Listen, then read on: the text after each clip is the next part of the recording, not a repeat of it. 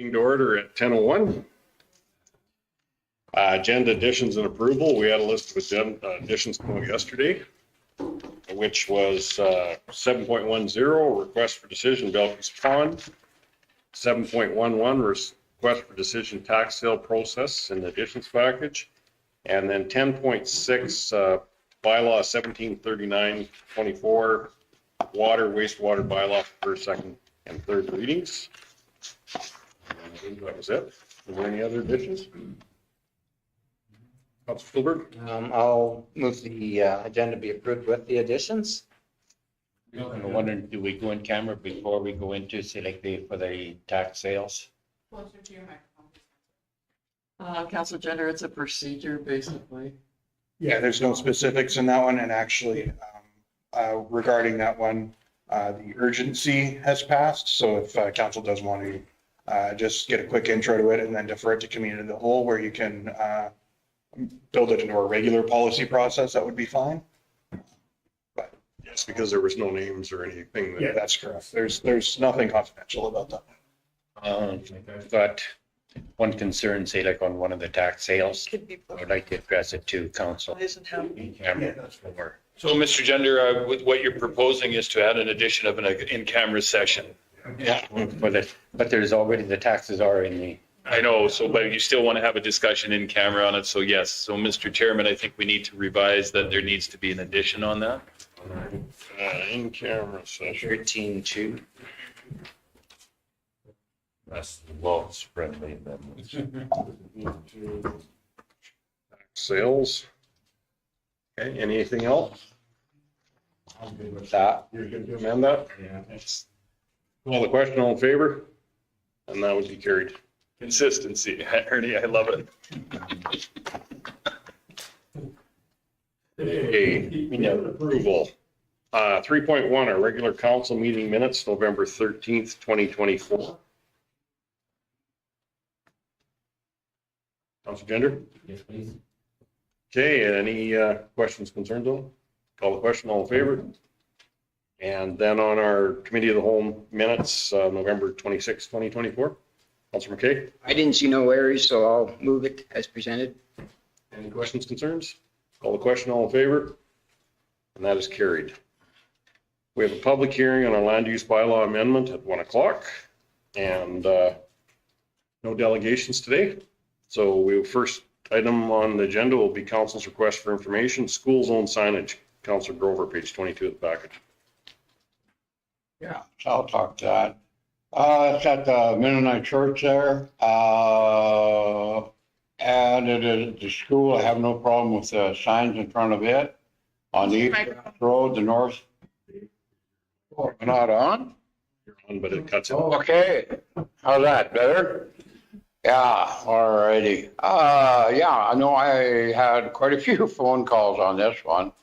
The north-south road, I don't know why it's got a sign on it. It goes in front of the church, but there's, these other two should be on the east-west road.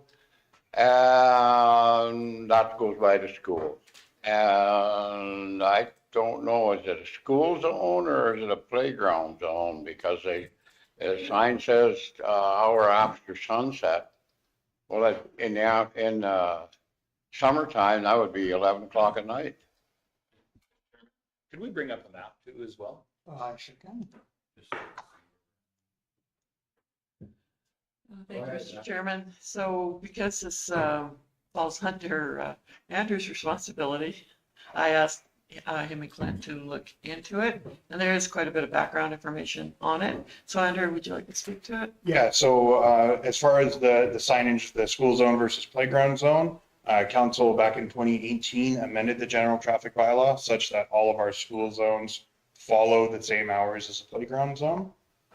So that's, and of course, when you make that change, you do have to sign the signs with the hours. As you can see, this is the image or the sign specifically at the Lakeview Christian School. And so we do have to have that little sub placard that says 0800 to 1 hour after sunset. Because of otherwise the provincial standard is to be presumed, which is at 9:30 or 8 to 9:30, 11:30 to 1:30, 3 to 4:30.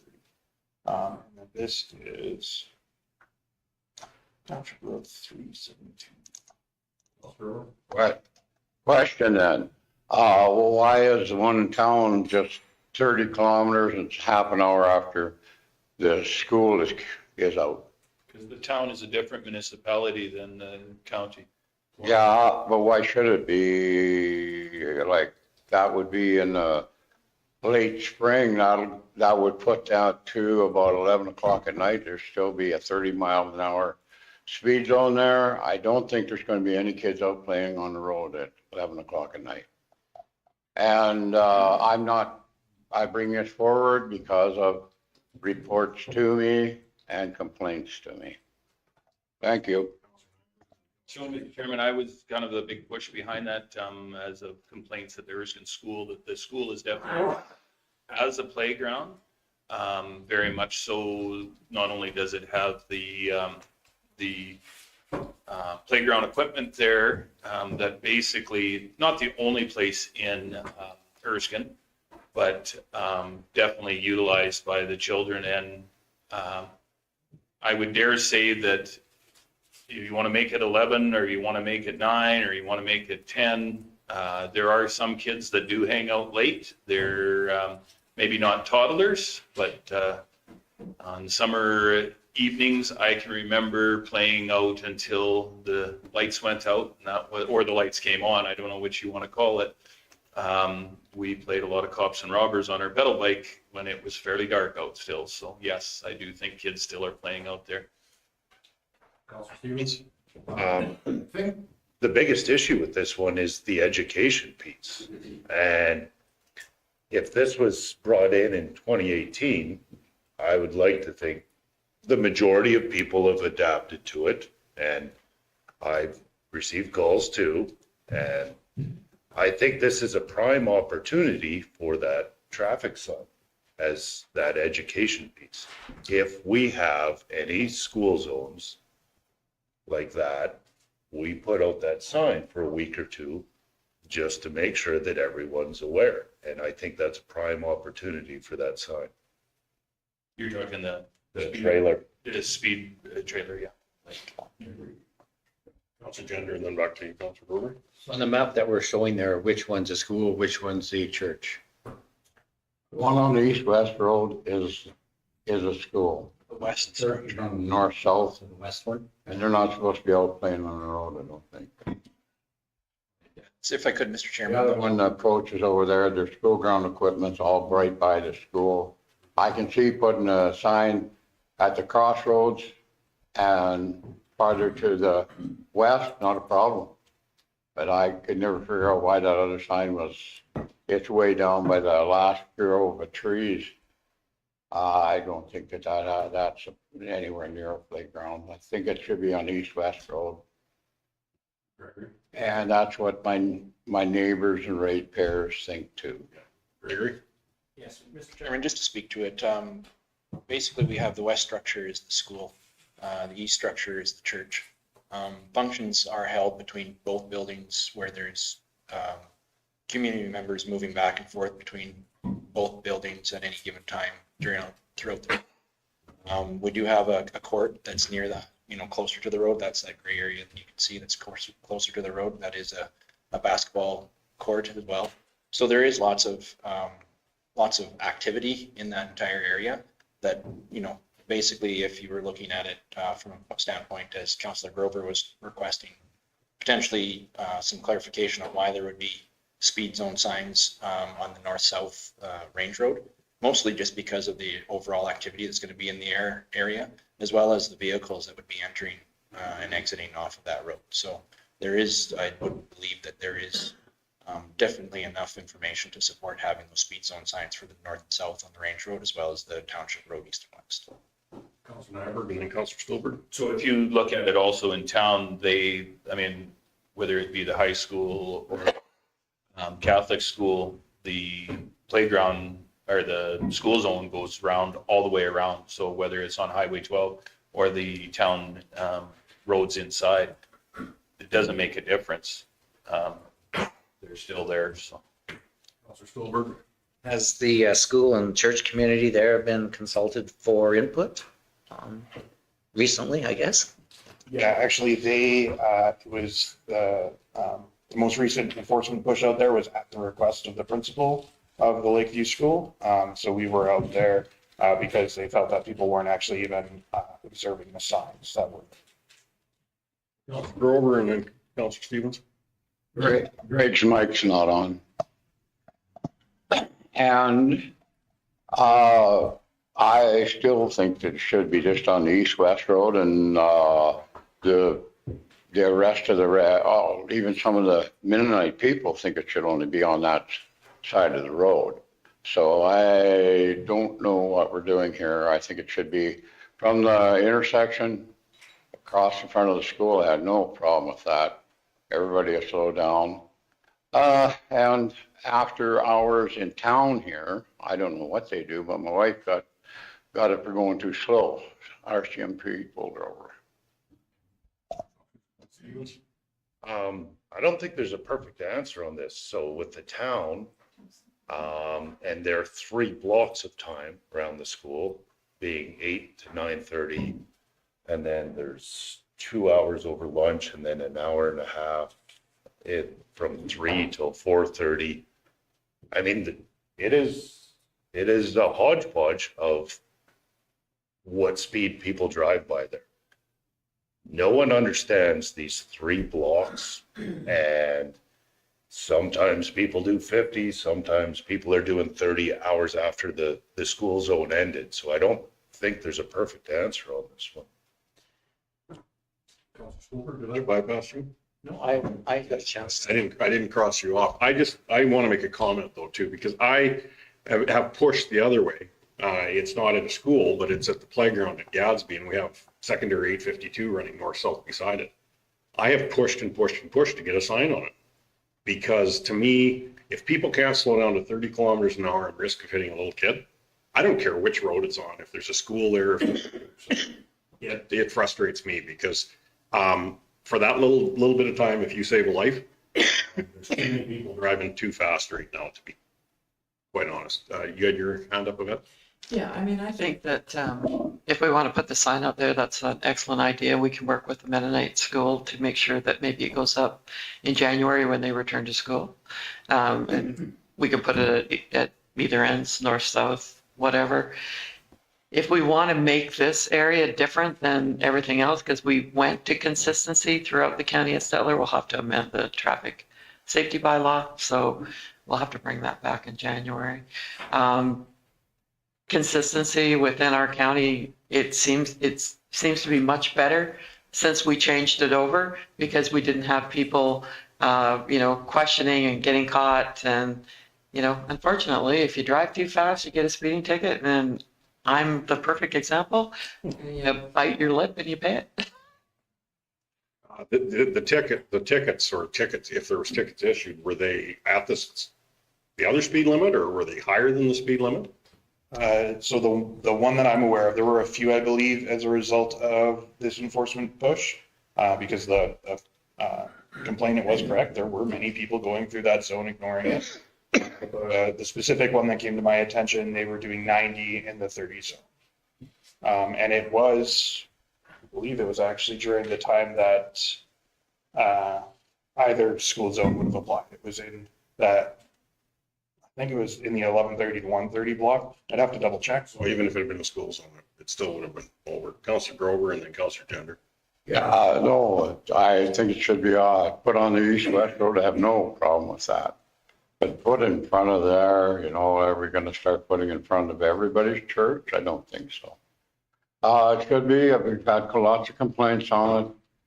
And now we got our thing that lights up there. Actually, you should put it farther off the road a bit so that actually the graders can grade the road. But yeah, no, I've got lots of complaints on it, and that's my job, is to bring it to the council. Thank you. The other flaw with going to the school zone blocks is many of our schools have altered school hours on certain days. We have a number of schools that shut down early on Friday.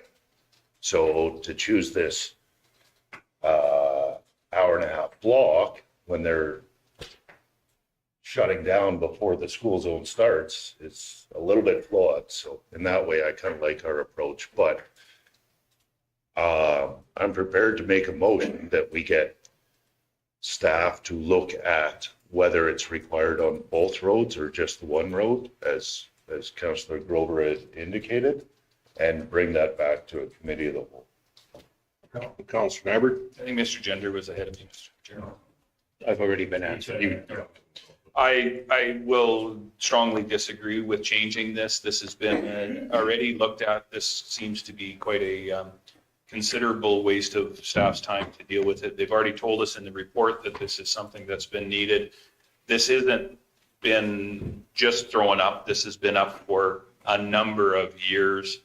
I am not going to say this is the case, but it seems to be very much a case of somebody got a speeding ticket they didn't like and they're concerned about it. It's been for 5 years, 6 years almost, that this has been the case. I'm not sure that one complaint constitutes us changing and doing all this work.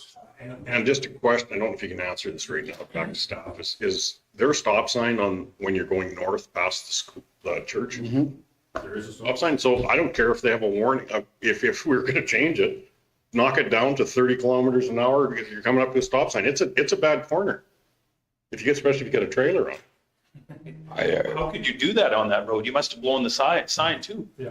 Like honestly, if there's a stop sign there and you got a ticket at 90, holy cruddles. Yeah, you didn't, I'm pretty sure you didn't hit that stop sign and make it. Oh, I gotta talk to this one more time. Councillor Grover, we'll be closing her up, but. Well, my theory is, Bill, that they should just be in front of the school and not on the other one. I travel that road lots, probably once a day, maybe twice. And you slow down when you go by the school. And so that's an effect on the weekends too? Steam is a playground. Well, it's playground instead of school zone. And our schools in the hamlets are utilized as, and the villages are the playground for the community. Do you have, my question I was going to ask Councillor or Reeve Clark, why don't you have one in Erskine or in Gadsby? That's cool. Well, where you On want. 52, we've approached that we have to get permission to put signs on a Alberta highway, and they wouldn't give us permission for that, is what I understand. I see. Okay. Oh, I brought it to to the council, and I've done my due diligence. And in Gadsby, actually, we kept the speed limit down there, didn't we? At 30. Yeah, actually, I believe Gadsby The was whole village, like you got to shoot to 30. All down to 20 complaints on speed. Well, that's just my opinion on it. I don't think it should be on the south road. It should be on the east-west road. I have no problem with that. So we have a motion on the table. Have a look at it. Councilor Kennedy, Just have a clarification on whether it's just one instance. can you give your rendition of the motion, please? Councilor Stevens directed administration to review traffic necessity of a north-south versus east-west road signage change for the January council meeting. Committee of the whole, but yeah, either or. Do we specify where it's at? And bring it back to council. It'll be connected to this item, so we won't have to Okay. add that much.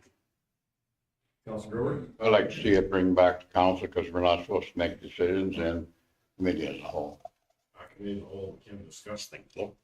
Bring the information back. It don't matter to me. I mean, Mr. Stevens would have to accept that change from committee of the I will whole. accept that as a friendly amendment. That just creates, depends on our January, how we balance our meetings out. Again, Mr. Chairman, I think this is something that's already been reviewed. I'm not sure if it needs to waste that. Okay, we have a motion. I'll call the question. All in favor? Opposed? 3 opposed. That would be myself, Spielberg, and Councillor Nyberg. So it's carried.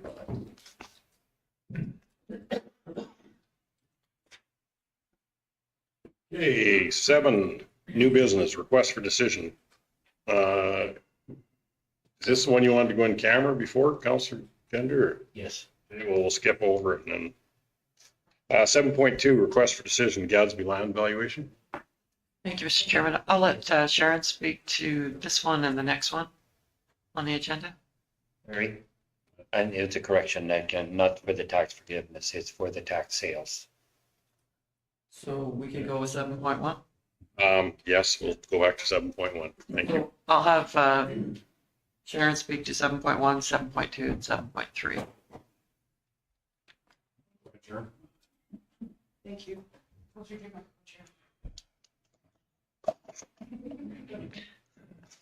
Thank you. The first item is a request for the tax penalty forgiveness. A financial institution on behalf of the ratepayer is requesting forgiveness of the November 2024 tax penalty.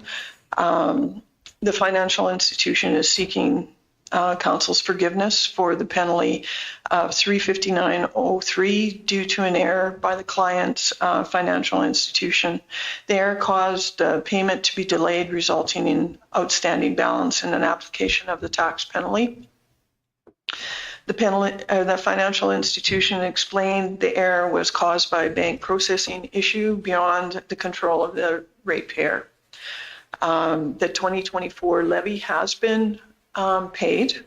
What is outstanding is the penalty of $359.03. With Section 347, the Municipal Government Act allows council to do any deferral, reduction, cancellation of tax as a penalty, but it must be equitable to everyone. Council can consider whether granting the cancellation or deferral of taxes in one particular case would be unfair to the other ratepayers that owe taxes or have already paid their taxes in a normal course.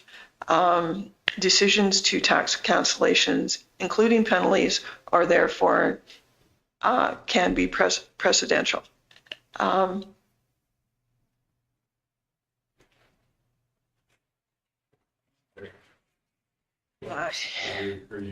Your recommendations are, council, that the County of Stettler forgive the November 1st, 2024 penalty in the amount of $359. It's either 03 or 05. For roll number 688503, council can forgive a portion of the penalty. Council can advise the ratepayer that the request is denied. Thank you. Councillor Silver? One time when I made a payment at my bank, they posted it to the wrong utility account. And when I pointed that out, they said, well, if there's any late charges or penalties because of this error on the bank side, they would cover those. So I think it's the onus of the financial institute to cover the penalty because it was their mistake that created the payment being late for the ratepayer. So I think it totally falls into the financial institution's obligations to cover it. So that would be, I would make a motion for option 3. Councillor Nyberg? I was going to say the exact same thing. Les just did a much better job of doing it. Any questions, concerns? Call the question, all in favor? Do you have a question, Councillor Steve? I was just going to comment that we're carrying a substantial risk with that motion. If the financial institution does not take responsibility, we could potentially be punishing someone for something that is not of their fault, which is the risk. That is true, but they chose what bank they deal with. Questions on the table? Any other questions before we call it? Call the question, all in favor? Opposed? One opposed? Okay, carried. 7.2, request for decision re Gadsby land valuation, page 26 of the package. Thank you, Mr. Chairman. Thank you, Mr. Chairman. This request for market valuation for Plan 153Z OT is parcels in the village of what used to be the village of Gadsby. There was buildings built that went encroached on the roadway. And under bylaw 171123, we created a road cancellation, and we were looking at proposing consolidation of these small parcels of 16 feet by 115 into the adjacent lots. In order to do that, to do the transfer, we need to establish a market value for these small parcels of land. There's no sales available in regards to this small of a parcel. And as for the lots, the market value is an amount. Also, that a property where is expected to realize an amount if it's sold on the open market by a willing seller or a willing buyer.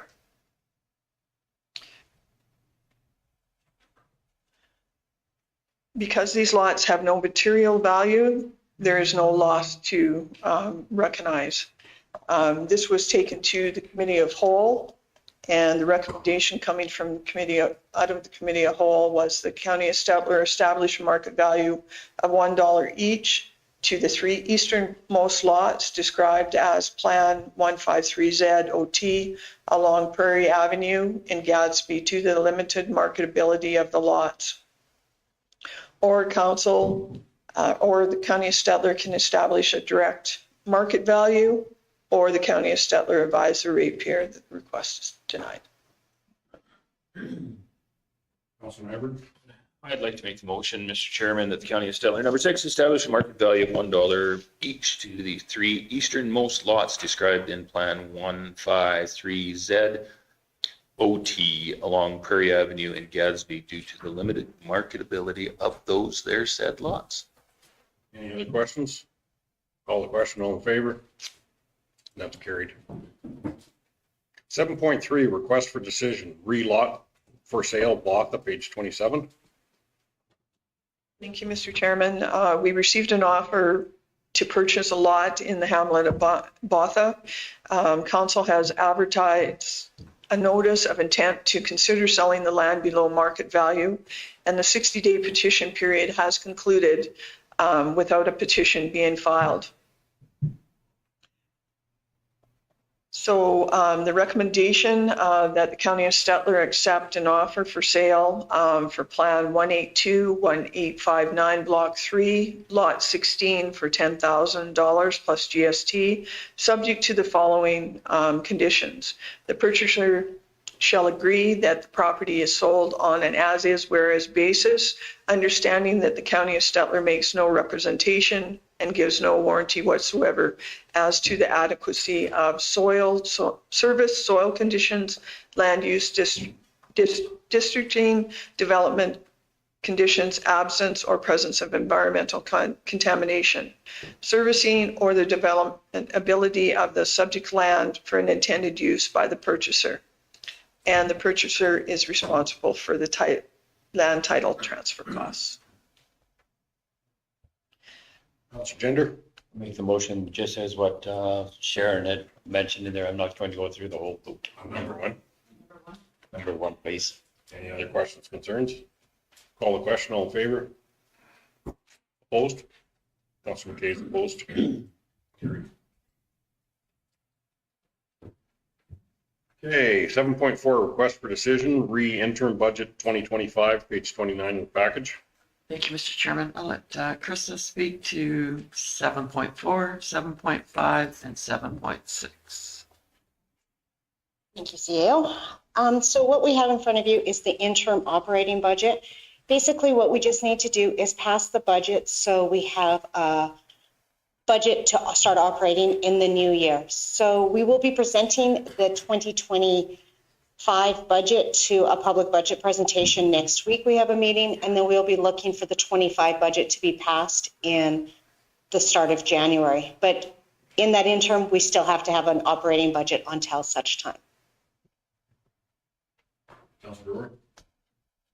I move it, we do this every year, not a anomaly.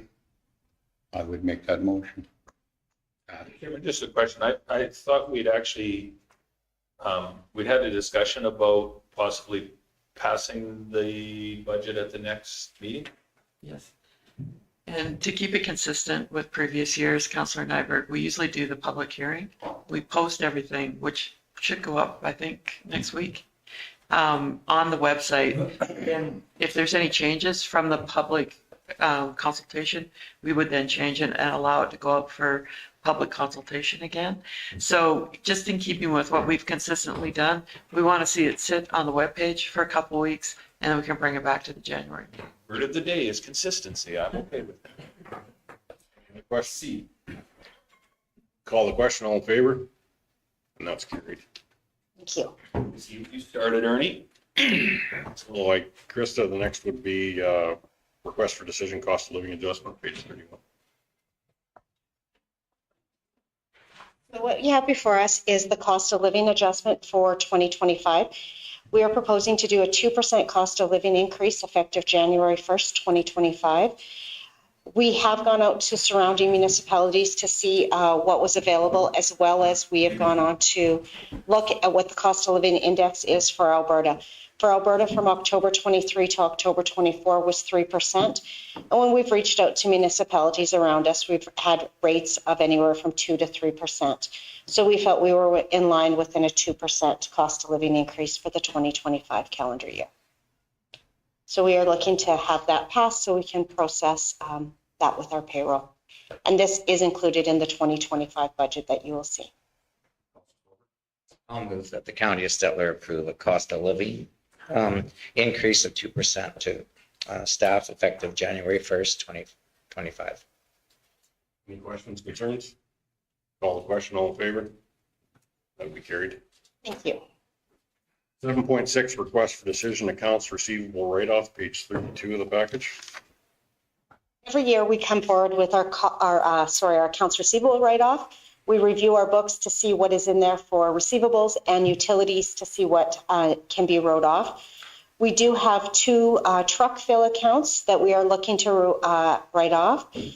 They are one for $160.74 and the other one is for $33.40. Those include the original charges plus any finance charges that have been put in place.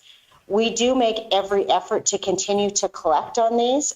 We just need to do this for a part of our audit process, and we still go forward with it. Councilor Nyberg? Mr. Chairman, I know we go through this all the time, but is there any chance that we can publicly put their names up? I know that it seems like a very minor amount, but I get back to the old days of going to the grocery cart and throwing up and seeing the bad checks behind there, and you shame these people into paying their bills. Gone, yeah. But what we do is, if they're in the area again and they need a glass of water, we nail them. I get it. I'm just, if there's any opportunity to, honestly, publicly put their name up on here, I would be better. But as for that, I would make the motion that we write these off to help administration. And just so you know, my accounts receivable department does do a really great job of monitoring. We've even had individuals that have tried to open an account under a different family member's name, and she's been like, sorry, we will not allow that, pay that customer before I do allow it, so. Councilor Gender? Generally, we do not allow repeat customers until they have paid up their, in the past. So are these customers outside of the county? Can I ask that? I can say, just while Krista brings up the specifics, that are for our truck fill customers, it is quite easy to turn off the tap. We don't even have to leave the office to do it. So my presumption is generally if it's gotten to this stage that they are no longer utilizing the water, and so they have no have no onus or no incentive to try and pay. It's only when maybe they come back and they're doing work in the county or something like that, and they're looking to get a new account set up, that we can hit them. Like, how is this allowed to be able to keep on kind of adding up, or is this kind of a one-time? Or do you have to have a card? Some of them are cash sales. Monthly charge, right? And It's actually quarterly, so. quarterly, yeah. Which would probably just be 1 quarter or 1 or 2, right? But they do have to be set up within the system, be able to say, okay, that they can take water on credit. You've got a punch code that's set up through the system as a customer. It's unfortunate that with the truck fills, it's easier if they operate, if you do have an account, and if you stick it to us, then we make sure that even though we write it off, we do have a record of all these accounts that haven't paid. And so if they try to start again or come into the county and get water, then we get them. It works for the people that pay their bills, and we see that it works very well. You pull in, you punch your code in, and how much water you want, and you're pulling out in a couple minutes. The part that pisses me off is that, okay, like we make very little on these, and you divide that, say 10, 15 cents into all this dollars. There's a lot of cubic meters of water that are given away. It frustrates me. I agree, but we budget because we know that not everybody likes to pay their bills. So we expect that sooner or later, this is a small percentage of the actual receivables that we have on the truck bills. So I'm not happy about it, but I can live with it. And it's under the $500 that we budget every year. So sometimes you just got to take your lumps a little bit. When you look at water piping systems, when you see what's allotted for loss of water, like just from leakage, this is this is good work on our receivables to keep it at this low. You know, because you're looking at, what would that be, about 45 cubes on the top one? That includes some fees, so that one was about 33 cubes. 33 cubes. You know, so a couple tank. Yeah. So it could happen. It could have happened in one day, actually. You know, type of things. But if they don't take money, you're kind of luck. You're hiding behind the point. I know, it's like dodging this point setup. Move that right in front of you. It's actually like I can see. Decorating. So just to answer the previous question, one of the ratepayers is, or one of the individuals is a resident of the town of Stettler. The other one is an individual outside of the county of Stettler. So it's somebody that was using a truck fill that must have required it. We do make every effort, as has been said, as well as soon as we've had that, they haven't paid after one period, they charge again in the second period, they haven't got payment, we shut them off. They get shut off fairly quickly as soon as we're not seeing payments. Thanks, Kristen. Mr. Chairman, in an effort to make sure that we also look after our neighbors in the town of Stettler, it may be advisable to send that name to them so they know not to extend this individual. This issue that we extended them. But I have a motion on the table. Let's call the question. Any other questions on that? Call the question. All in favor? You're in favor? Or you're opposed? Councilor Grover's opposed. Even writing it up. He's still trying to collect, but. I know that. Thank you. Okay, thank you. Next would be request for decision, Recreation Special Funding Project 2024, page 34. Thank you, Mr. Chairman. So Lorraine will speak to this. We're getting hot for you. Thank you, CEO. During our last RSPF application period, we had 8 applications come in from various community groups, totaling $48,055.31, so pleasantly under budget of our normal $50,000. As you can see, the projects were mostly, I guess, some mandatory furnaces and hot water tanks this round. The rec board evaluated the projects all during the month of November, and they put a motion forward to approve the projects in full totaling $48,055.31, or the County Stettler can partially fund the RSPF projects. I was very happy that the groups had gotten the message and all of them were making substantial contribution. They weren't asking for us to fulfill the whole thing. And the theme for this year's application seemed to be upkeep. It wasn't new expansions. It was necessary equipment, furnace, hot water tanks, that sort of thing. So I would be, I'd be willing to make the motion that we approve the $48,055.31 as presented. Any questions, concerns? Call the question, all in favor? Carried. Thank you, Marty. 7.8, request for decision, physician, re-physician recruitment policy and agreement extension, page 36 of the package. Thank you, Mr. Chairman. So this was passed earlier this year, and we're still recruiting doctors. And the town reached out to us, wanted to know if we wanted to extend it. We thought it would be a good idea because I think we're going to be recruiting for some time.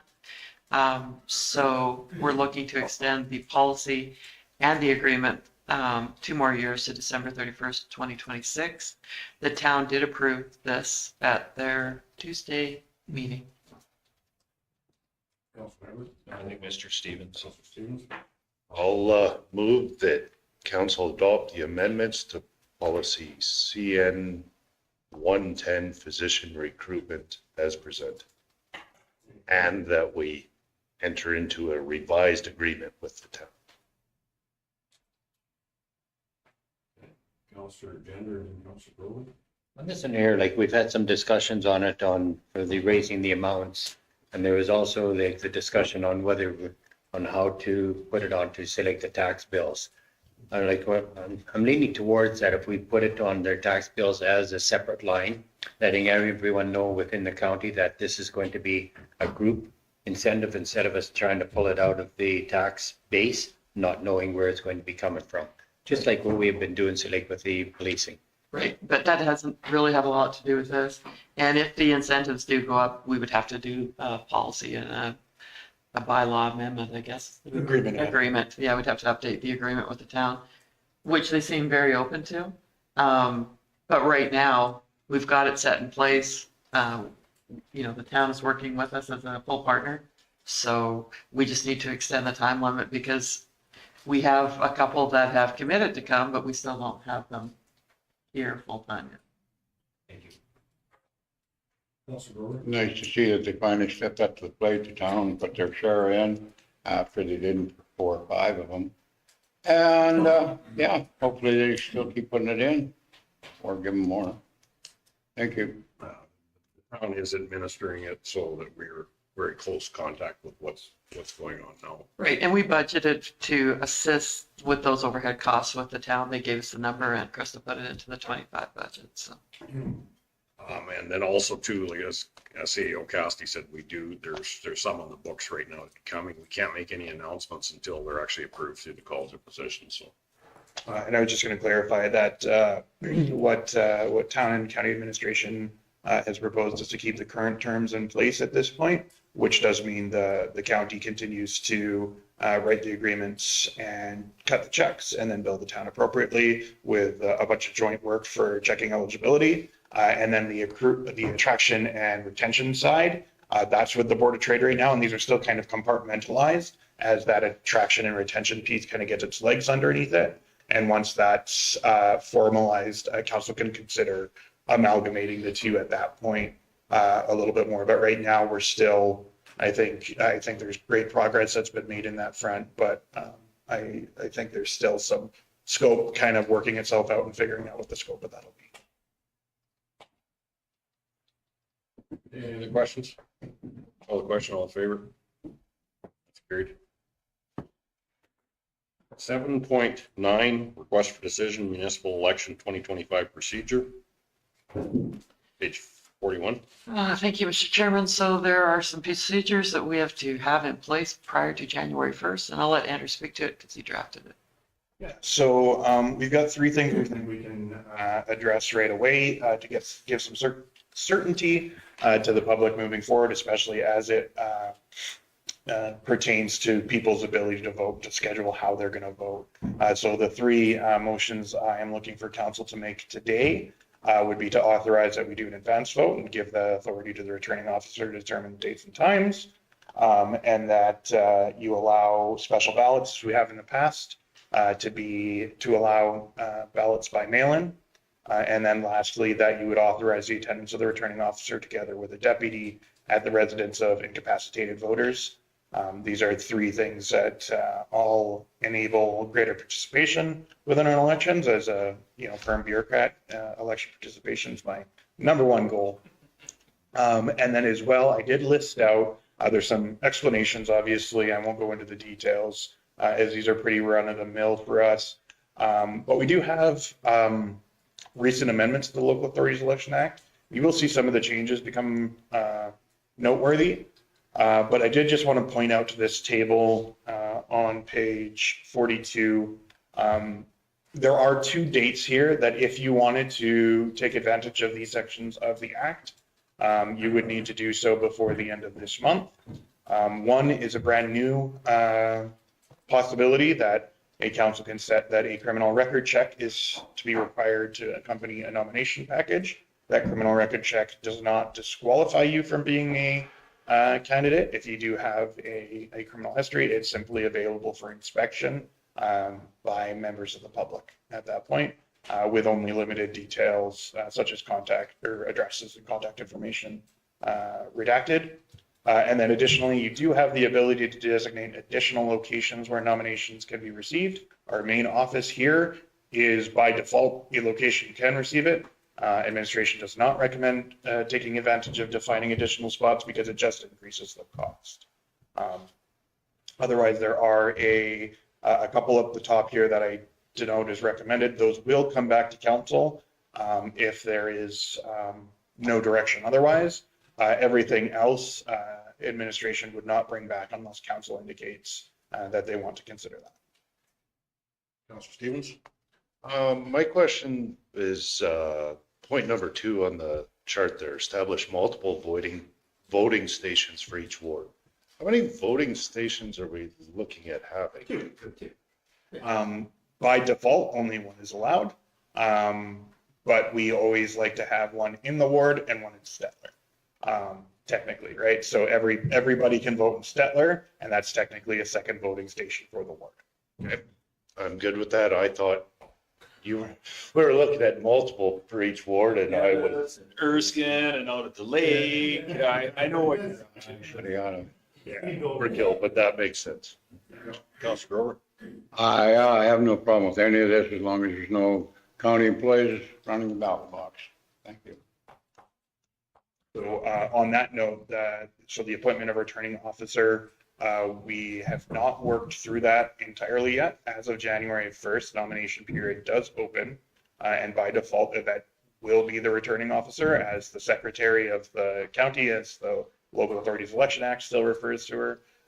But that's just the chief administrative officer. There are some brand new clauses in the Local Authorities Elections Act that came into were proclaimed on October 31st of this year that have thrown a bit of a wrench into our normal returning officer's appointment.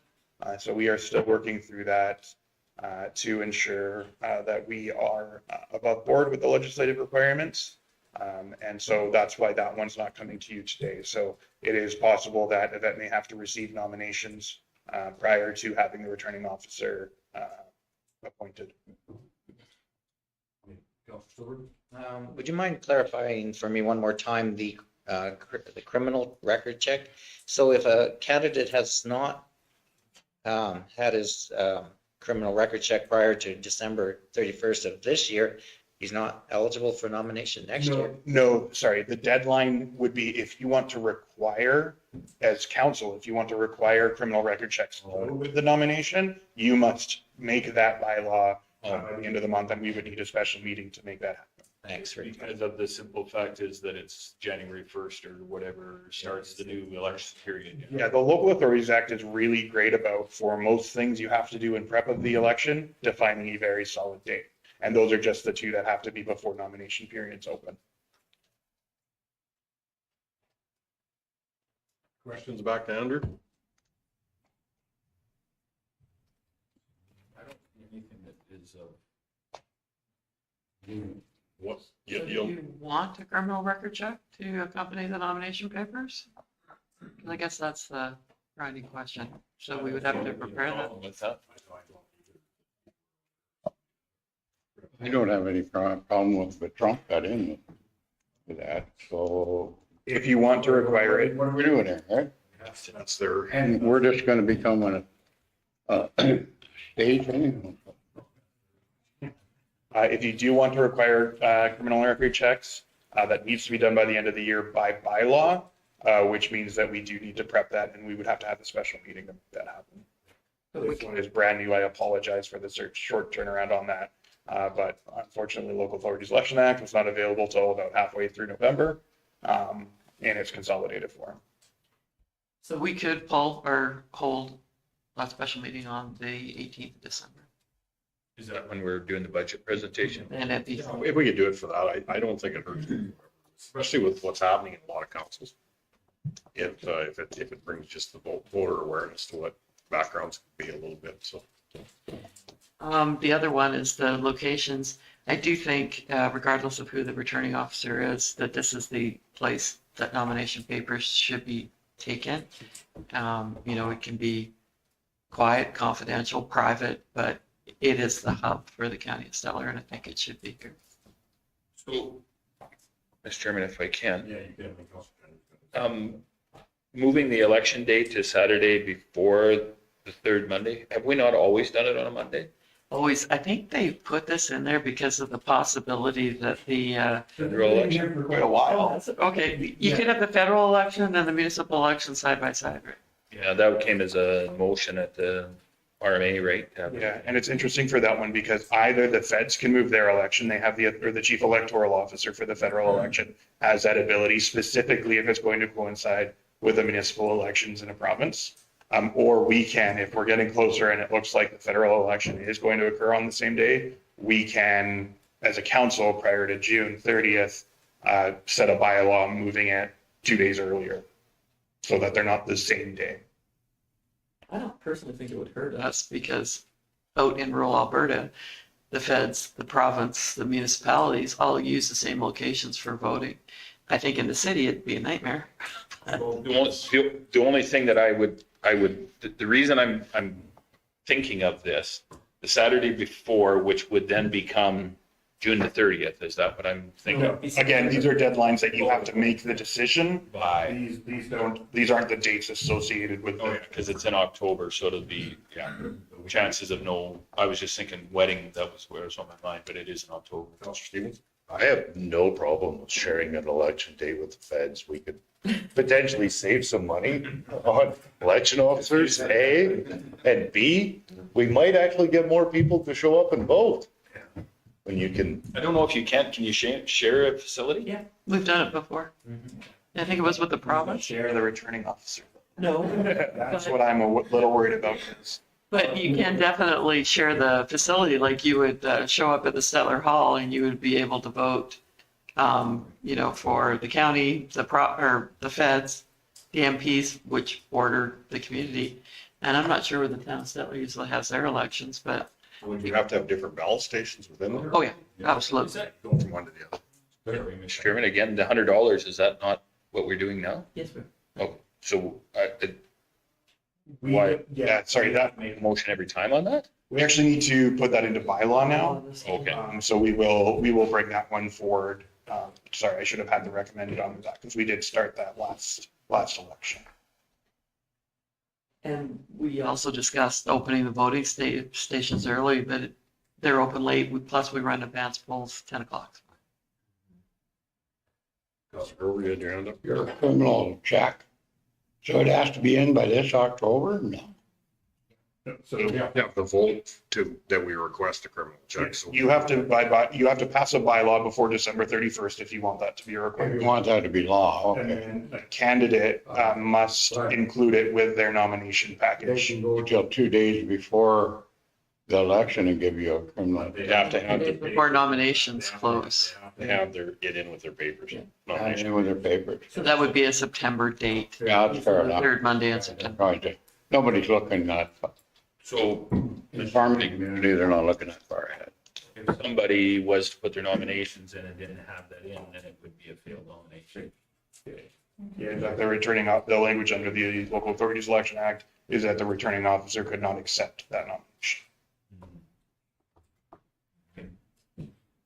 So how do we proceed with this, Mr. Chairman? I'd like to make a motion to get us going on this. Councilor Grover made the motion if he would include the criminal check portion. That's one of multiple here, though, I think. So what we want is, and I see the numbering was manual and not automatic, 1, 3, and 4 actually meant that to be 3. My apologies on that. But yeah, so we need either, we should probably split those up into 3 separate motions. And then we will schedule a special meeting for December 18th and bring back the criminal record check bylaw. And that will just have the chair call when we're ready, so we don't necessarily need a motion on that. So just the 3, here's how we can vote motions today. And then the criminal record check will come back later, as well as the returning officer, the deposit bylaw, and the We need a motion on each of the requests, each of these. recommendations. Yeah, if we could do 3 motions, that would probably be better for the record.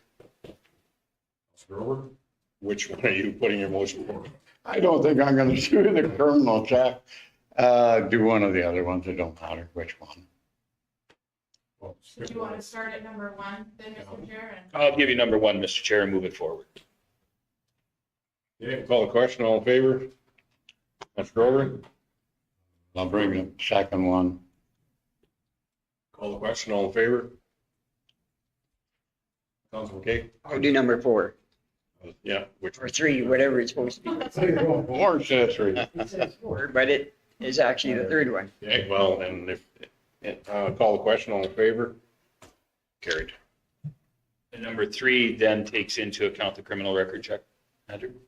No, so these will be, that will be separate. I will bring that forward at the special meeting. Okay, well, I will make the motion that we advise administration to bring back to the next special meeting on December 18th, a bylaw change to make it happen that it is, criminal record check is eligible, makes it eligible for nominations. We had discussed 2 of the optional bylaw changes, the criminal record and the deposit. The deposit doesn't matter to me. The criminal record check is the only one we're considering that has an impending deadline that the special meeting needs to address. I'm just as happy to give more thought to the other ones. Good. Councilor McKay? Yeah, and that was just my point. Maybe the whole slate there should be brought to that special meeting and it can be talked about if need be. Yeah, I would rather bring the rest to a regular meeting in 2025, just to. Give him more time. Yep, no, that's fine. The wrong time of year, council. Thank you. So now we have a motion number 4 on the table, which, Setting a special meeting to discuss possible amendment to the bylaw to include a criminal record check as part of nomination process. so we'll call that question. All in favor? Opposed? I'm gonna be here on the 18th. But you're opposed to bringing it forward? Oh, no. Oh. Carried.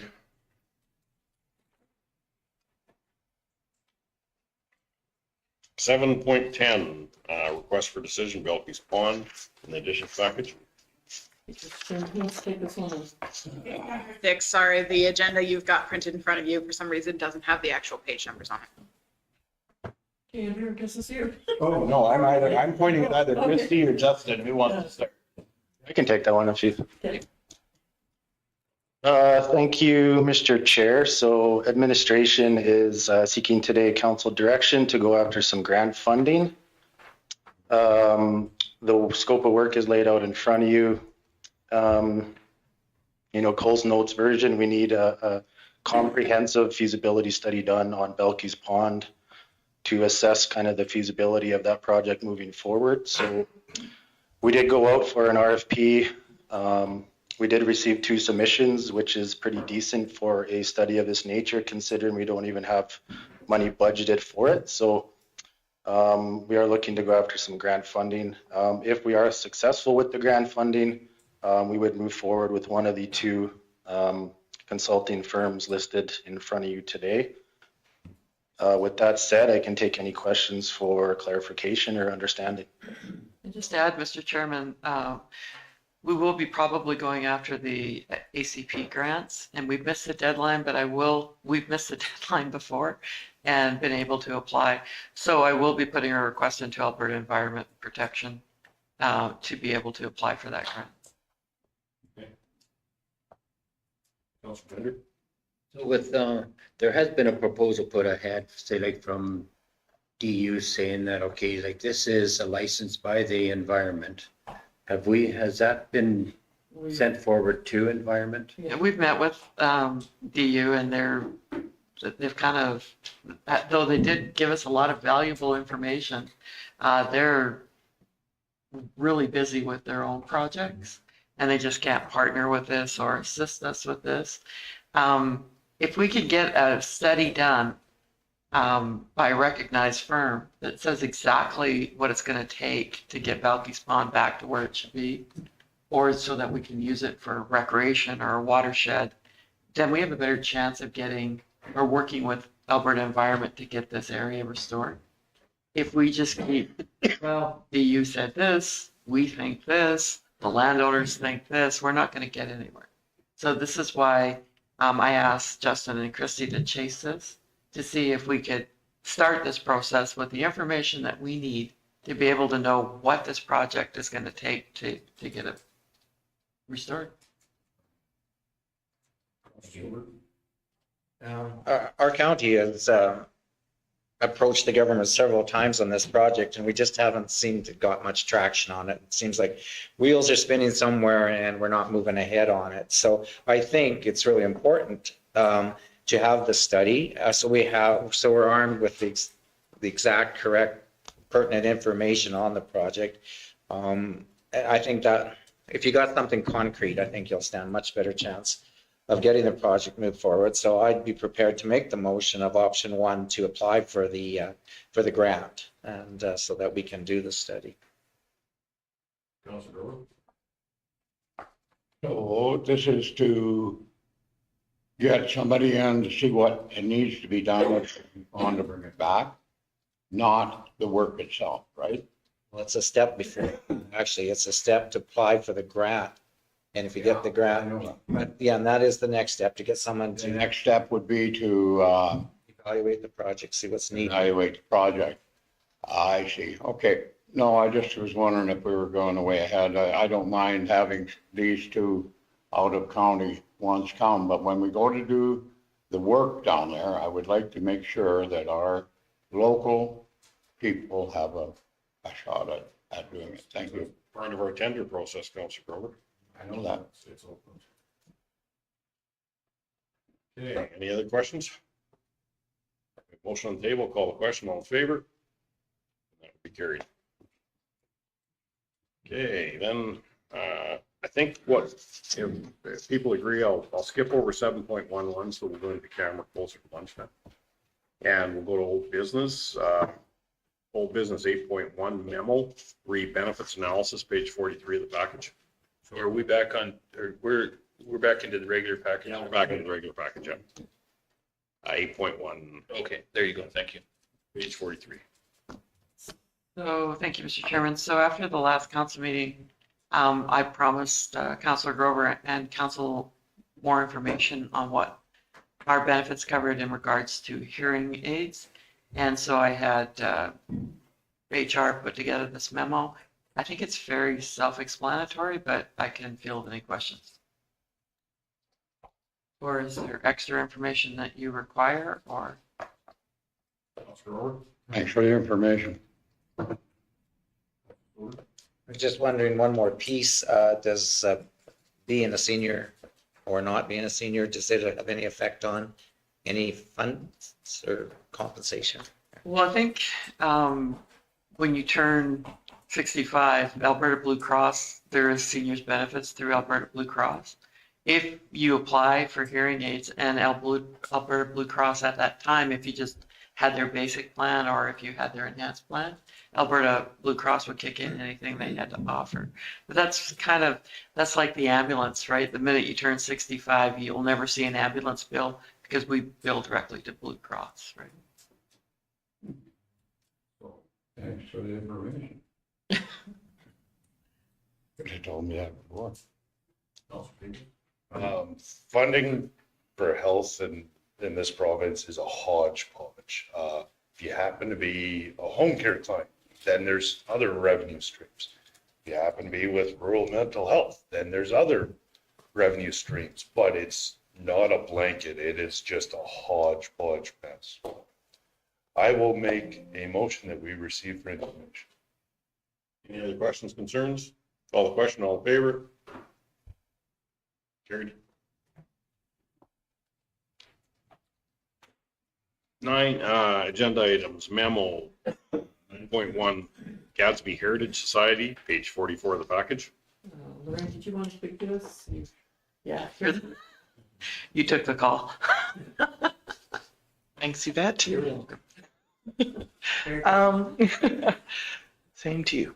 Gadsby Heritage Society, I had met with one of the members a couple weeks ago. We got a formal letter letting us know that they are dissolving their organization and they would like to, I guess, formally transfer over the Gadsby Church to the County of Stettler.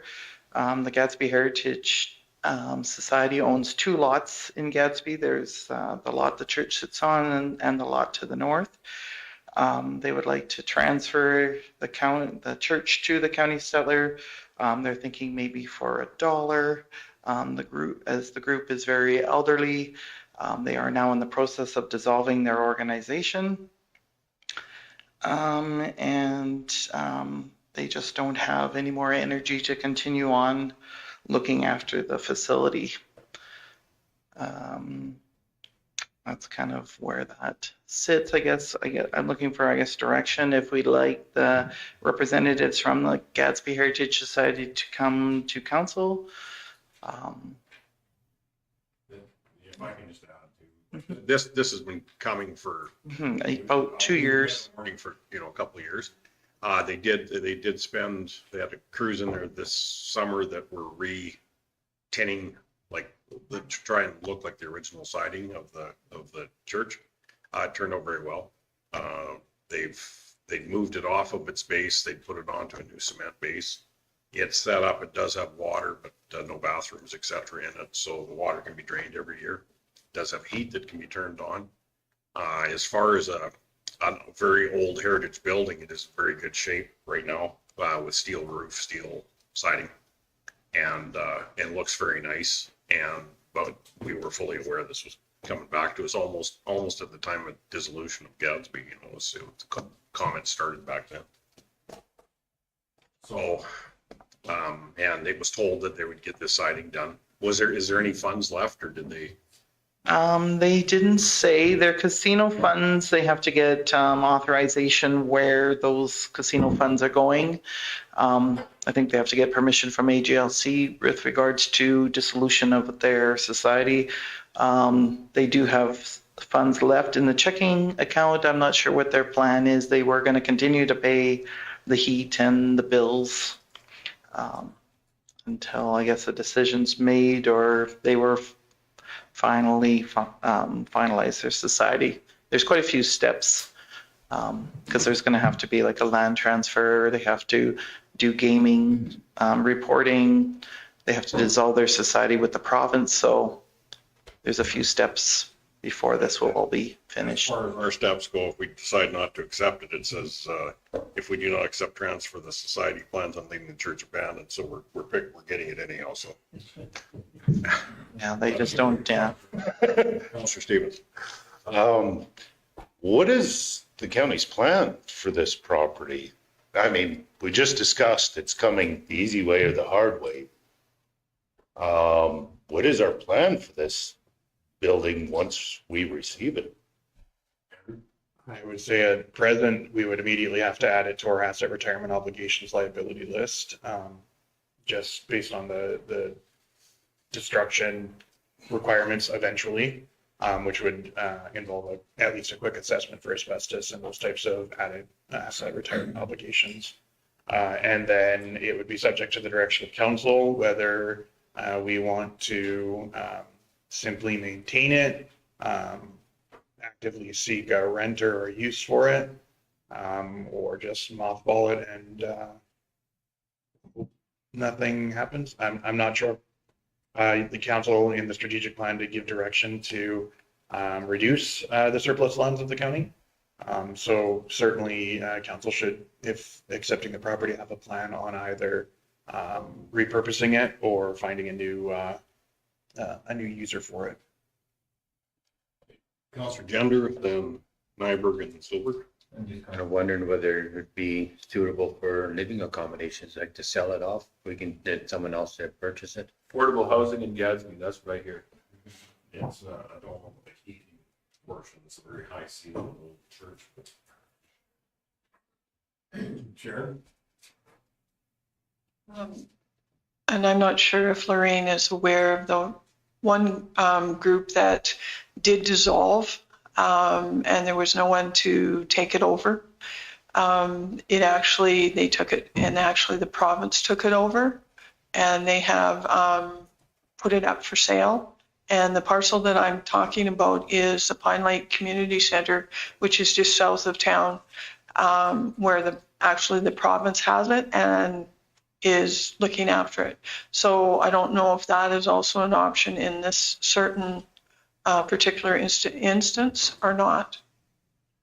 I don't know if that would be favorable, like if it would be the most favorable to the county too, if the province took it over within a town and sold it to whomever they chose to. Counselor Gender? Is this classified as a heritage building?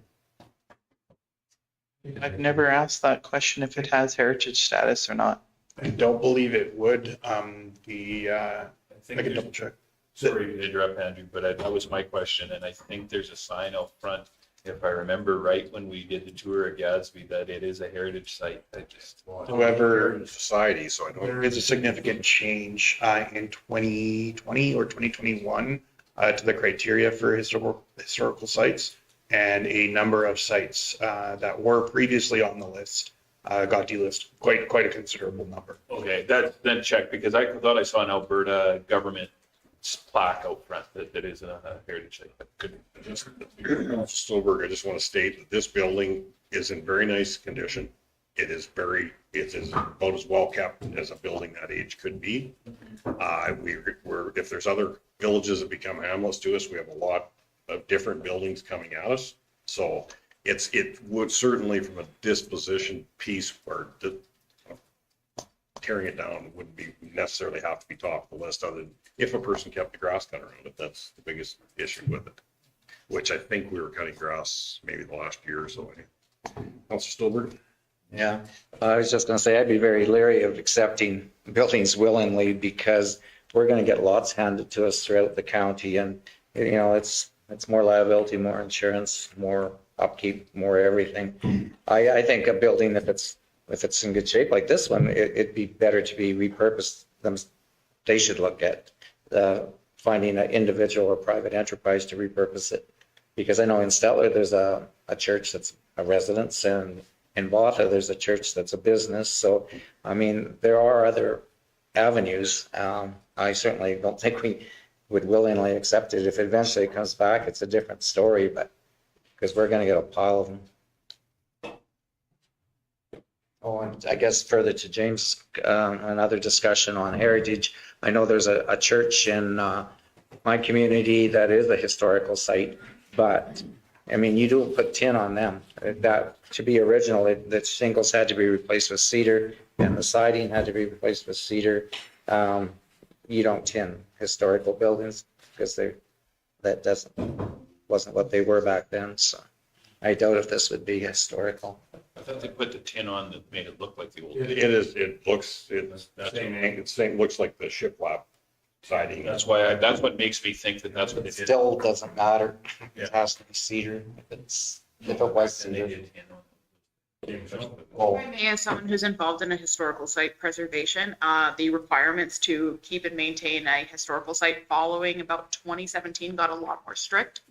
So if the site wasn't already designated, it's going to be really hard to get a designation, including the fact that if there is any sort of tin on the building, it would invalidate any sort of claim. I did double check. It's not currently on the Heritage Historic Resources list anymore. Just by the naming of the society is maybe the confusion there. Well, it's kind of all over the place, but it's, I do, the bottom comment is really where it comes back to me, because if we don't take it, we're going to take it, so. And that was as per my discussion with one of the members. Whatever we decided at that point, I guess, but. So do we accept, what do we need to do for this right currently, accept for information or? I mean, the churches or the Heritage Society, for me, is looking for a response, I think. So, receive for information may not give them the clarity they're seeking. If council was looking for the Heritage Society to, say, attempt to find a private deal or private sale, then maybe you could direct administration to encourage them to do so and then come back 6 months if they've been successful or something to that effect. Mr. Chairman, unfortunately, and I do agree with Mr. Stolberg a little bit on this, but I also think that all we're doing is prolonging the inevitable and asking a group that really doesn't want to be there. I'm not sure that their efforts are going to be that strong in trying to repurpose this or find it. They'll just let it die a slow and painful death. It's better just to put this away. So I would make the proposal that we accept, or I'd like to make the resolution that we accept the proposal of taking over the property for $1, and then we would also pay for the title and stuff as such, that it's going to come our way anyways. So try and do it on the least expensive way that we could do it, but. I don't agree with accepting something without having a plan for how it would be useful to us. I'd prefer to encourage them to sell because the optics are a lot better if they sell than if we sell. Mr. Chairman, and I don't disagree with the optics, but unfortunately we did see another organization that I would say we had some issues with, that the transition didn't go as well as maybe we or some of us would have liked. And then there was a lot of hard feelings, and I just would like to not have any hard feelings. It just seems like these folks are trying to do the right thing, pass it on and move forward. So my issue, so let's say they do sell the building for, and I don't know, let's just pick whatever number, whether it's $200 or $10,000. What do they do with the $10,000 after they've got it, right? So I think money becomes an issue to them at that point too. Plus, we've received complaints from other hamlets that have churches that people have bought that become much eyesores.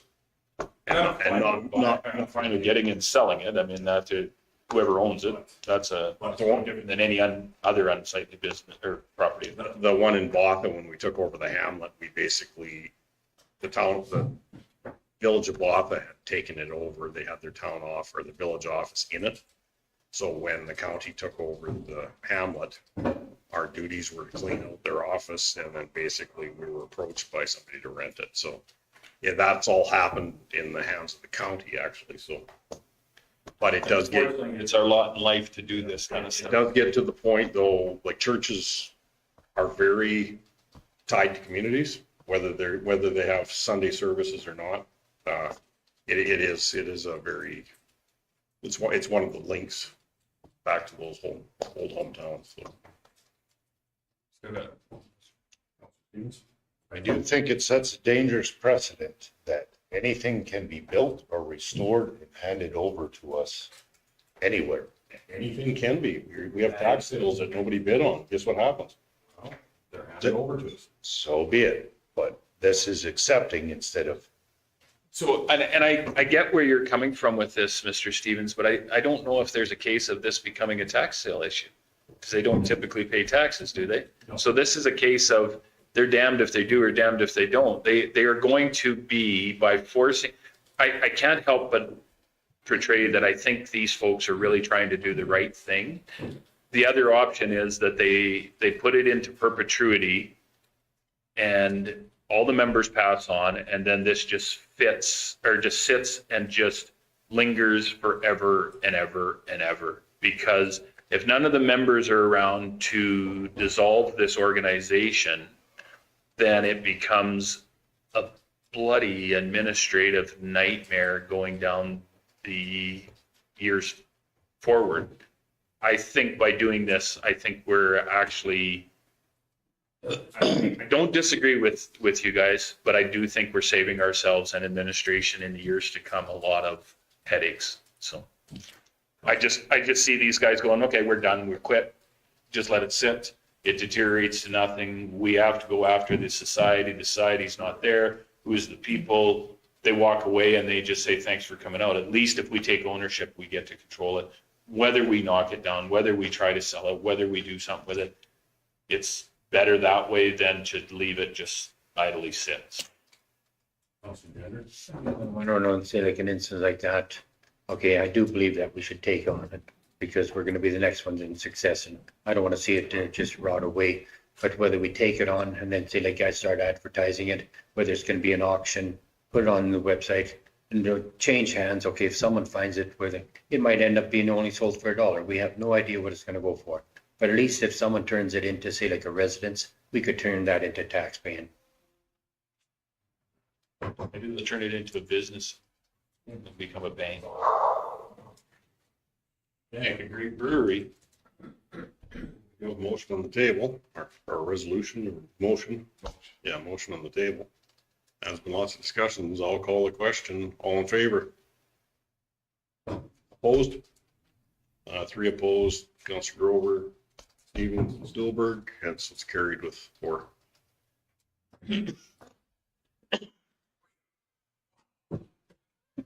Councilor Stevens. Would like to make another motion?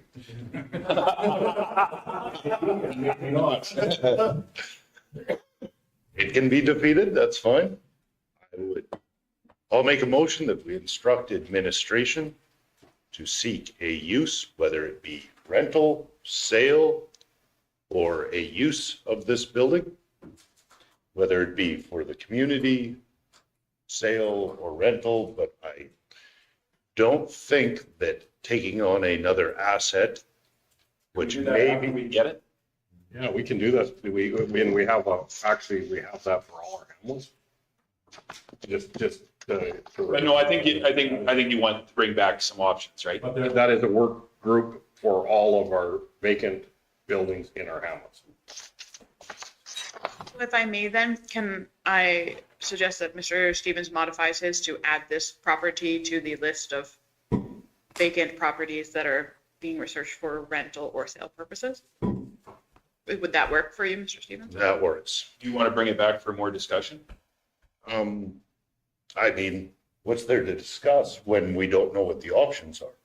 I mean, Well, and Mr. Chair, if I can, I think there's some issue still on this whole us getting rid of property because unfortunately, one of the lots in Erskine, somebody phoned me, it's not on MLS.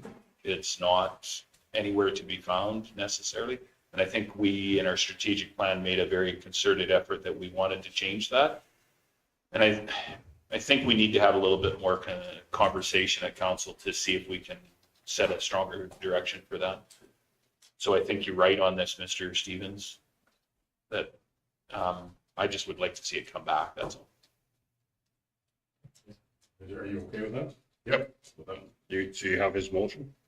I'll call the question. All in favor? Opposed? Were you in favor, Councilor Grover, or opposed? I'm in favor. Get it on. Okay.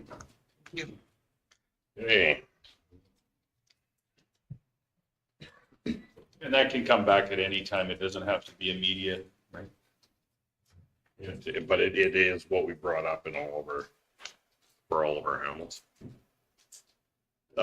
Discussion, 9.2, council calendar schedule and verbal.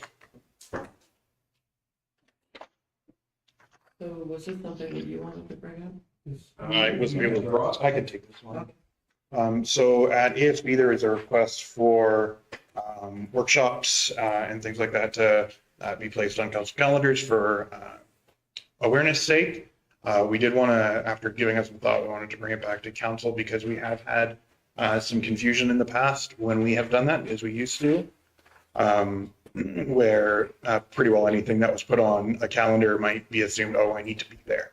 And there was attendance in a per diem where other counselors were registering and paying kind of thing. So we just wanted to bring it back to council and see if maybe we could just encourage that, you know, each ASB meeting or MTC or whenever those events are brought forward, that administration would just make themselves helpful for each counselor who wants to put it on their own calendar to do so and take it from there.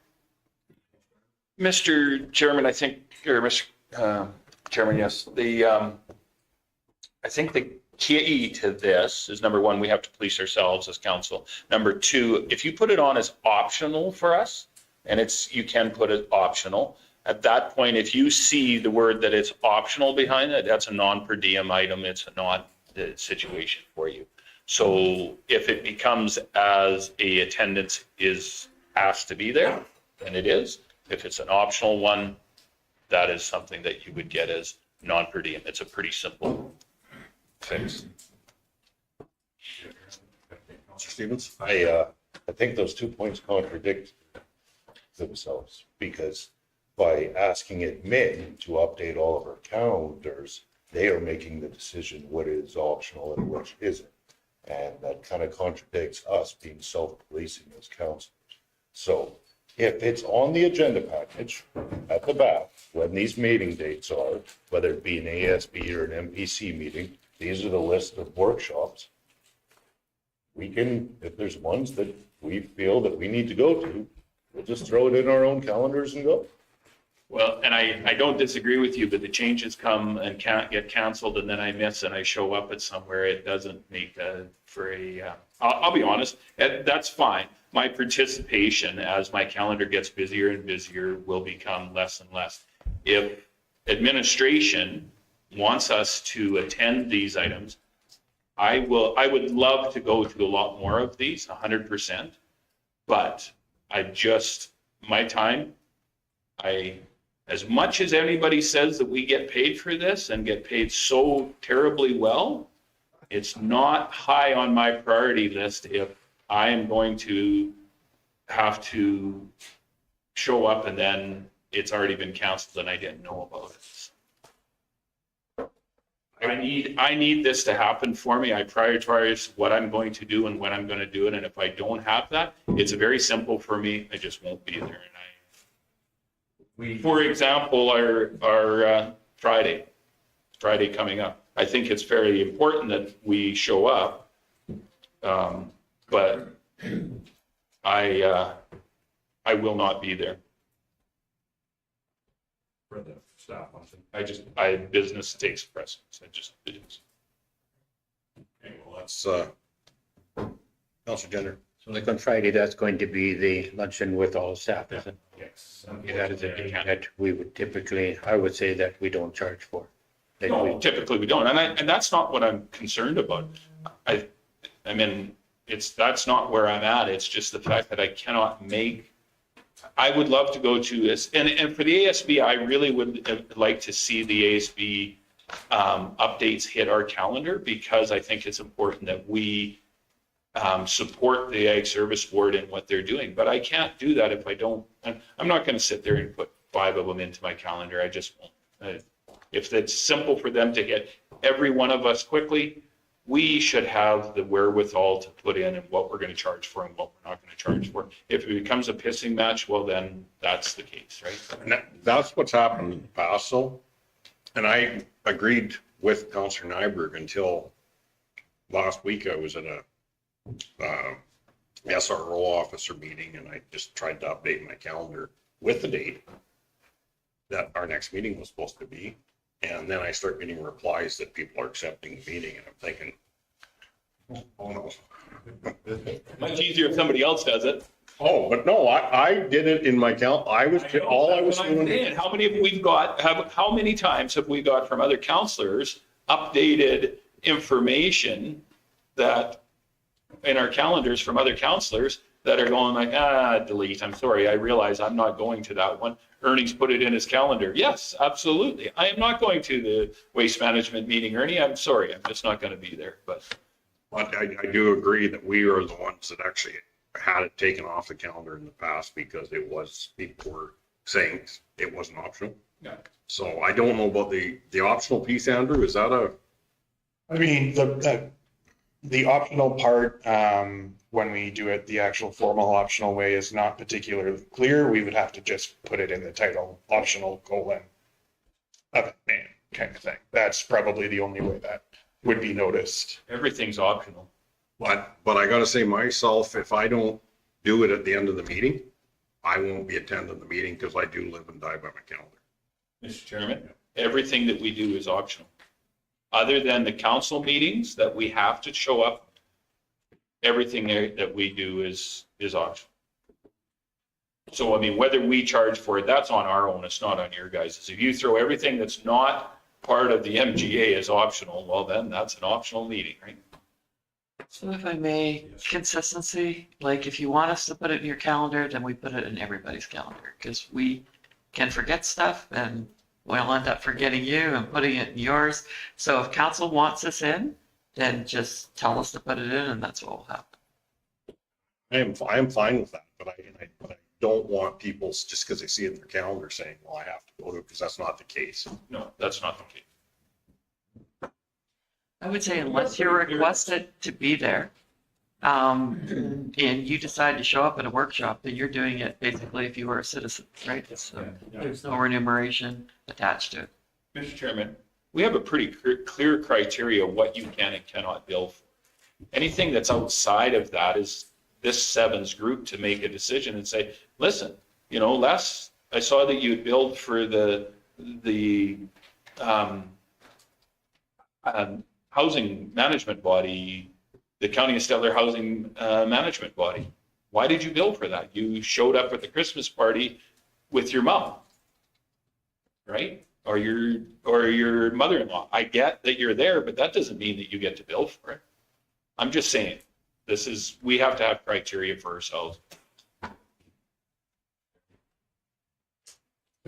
There's the last point too is lots of the workshops do require registration.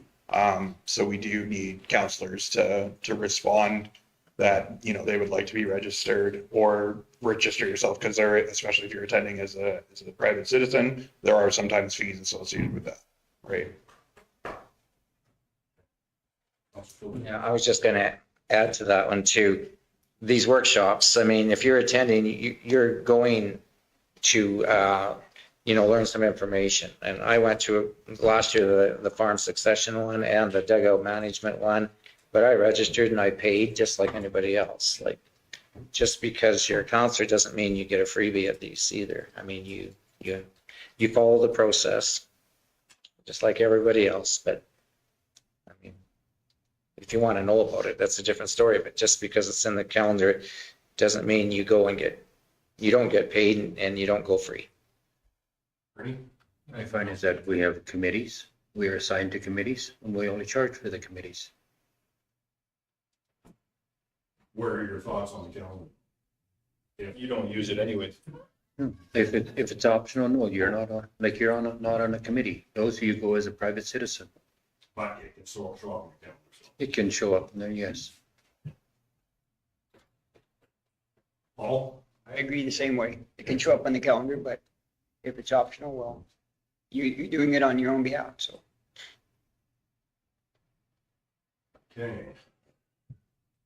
Councilor Nyberg, do you want to you've made your statement, do you want to make a motion? I would make a motion that we continue, if it's not too onerous on staff to put it into our calendars, why not add to this stuff? The other thing that I would say to this, that it is nice for me to know what's going on with other stuff as well, right? So, for example, someone says to me, hey, I heard there's a tree workshop, when is it? I don't know, let me check my calendar. The county gives you a calendar, look at it, right? That's a nice option for me. I like that option as well. Because I'm not, I'll be honest, the packages, I'm in, yes, but I'm not putting them in on my own. If it's optional, then at least I can look it up and say, yeah, there's going to be a tree workshop on, when is it, January the 21st or something? I don't know. Not my calendar. We have a motion on the table. Questions, concerns? You got it, you're ready? Okay, call the question, all in favor? Opposed? You're in favor or opposed, Councilor Grover? I'm in favor. Councilor Stevens opposed. Carried.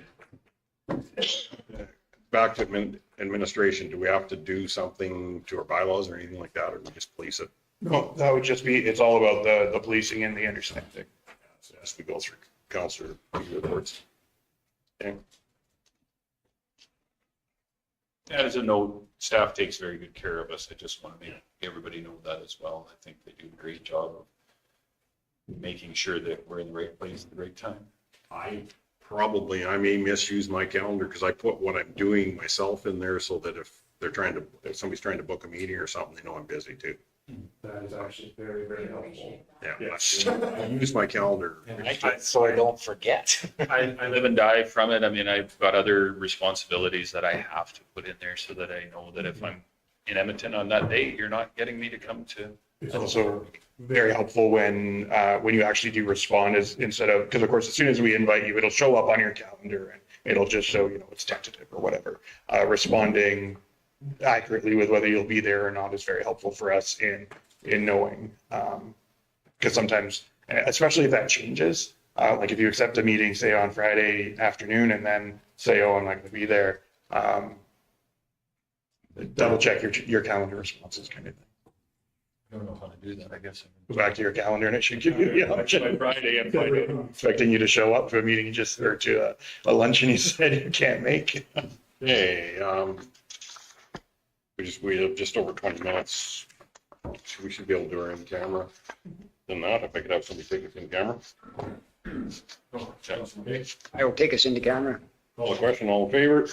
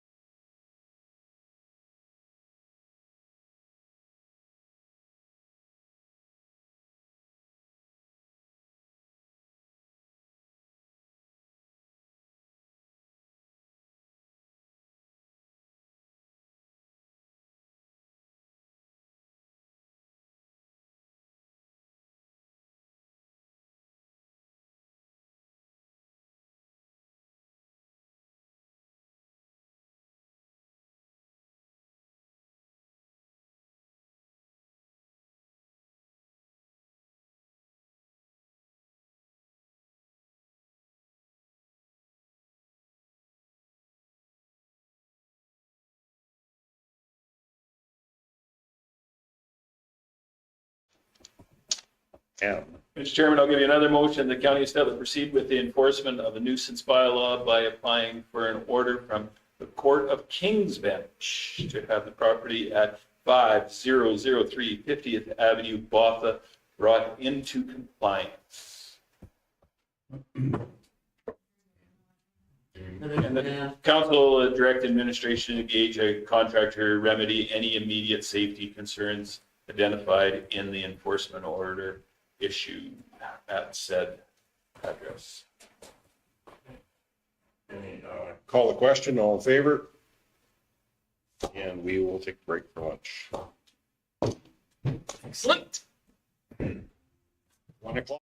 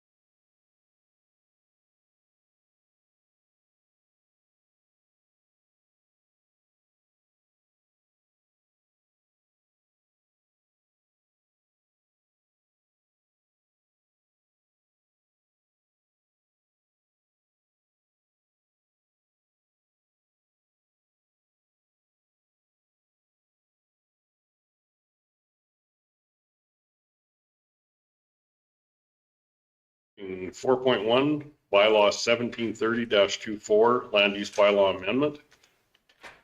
It's, as I said, it's 103. I will open the meeting 104. We don't have any participants online?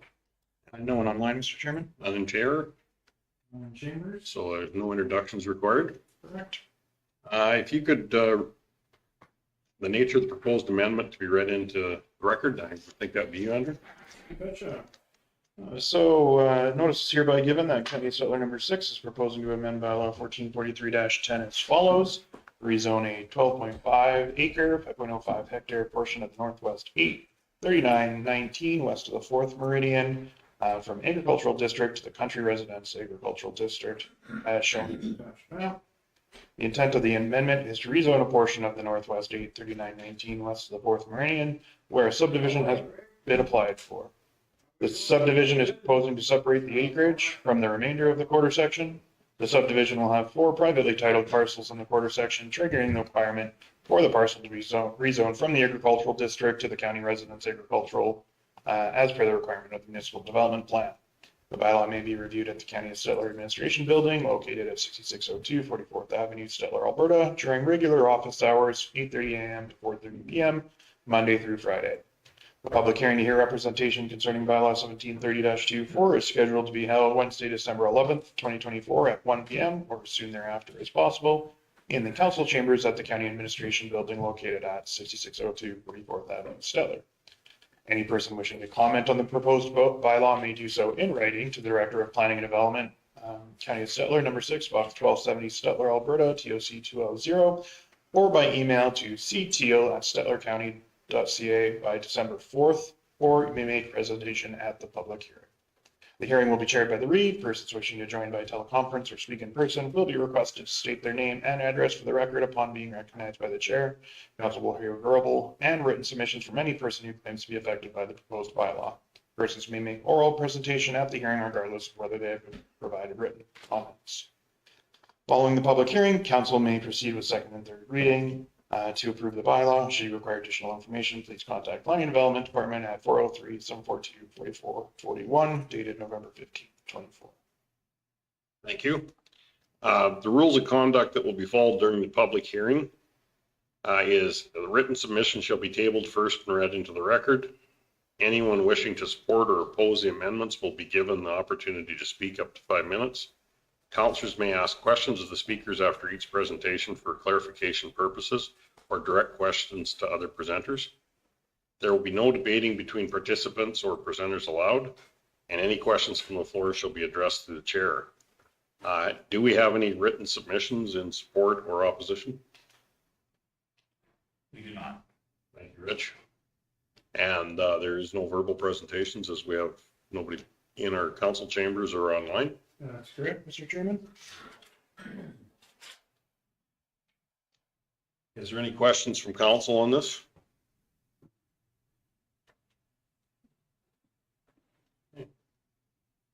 I will declare the public portion of the public hearing closed at 1:07.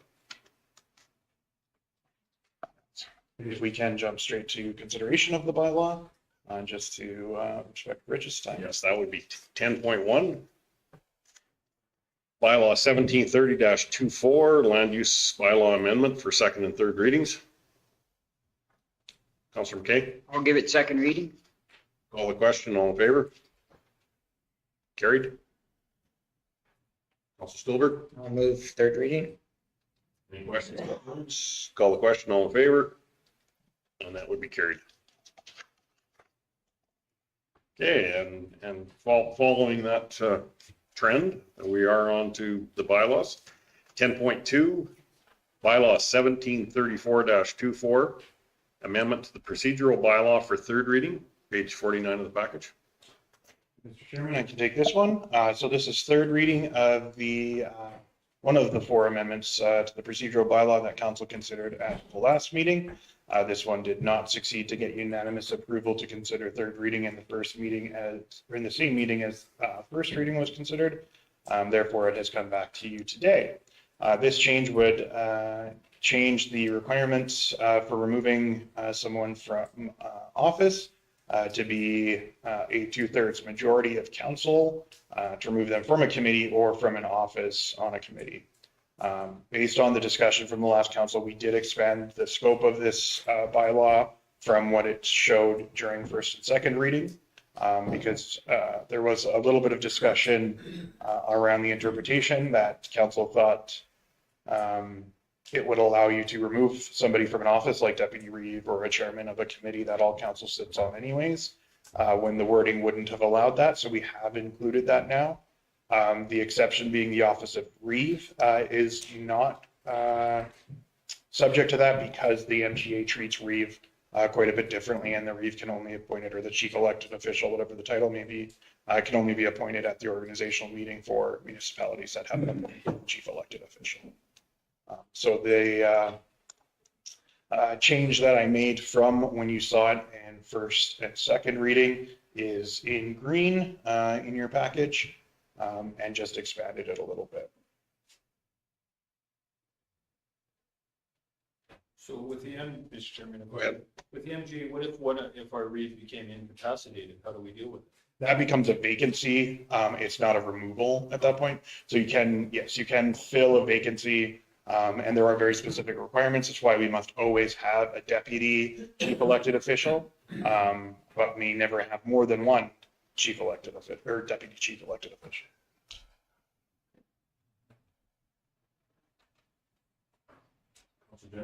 Definition of office. So like we are as elected officials through the government. And I thought that we are not, like if we call this the office, that we cannot be, I'll say, taken out of office.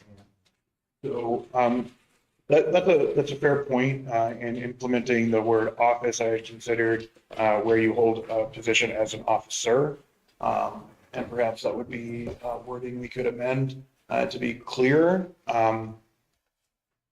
Yeah, because you do technically hold office as a counselor, and that is not the intent. You cannot remove a counselor by resolution unless they have been declared disqualified. It's the only time a council can remove a counselor. So if council wanted to make the addition, There's no panic on this. We could bring it back again, Andrew. absolutely. That's a good point, Mr. Gender. Need a motion to take it to our next. What we could do, Postpone it. we could give it first reading and then make. You've already given first. We're waiting for Yeah. you. Give it 1 and 2. So I'd make the motion that we tabled it to the next meeting. Questions, concerns? All question, all in favor? That would be carried.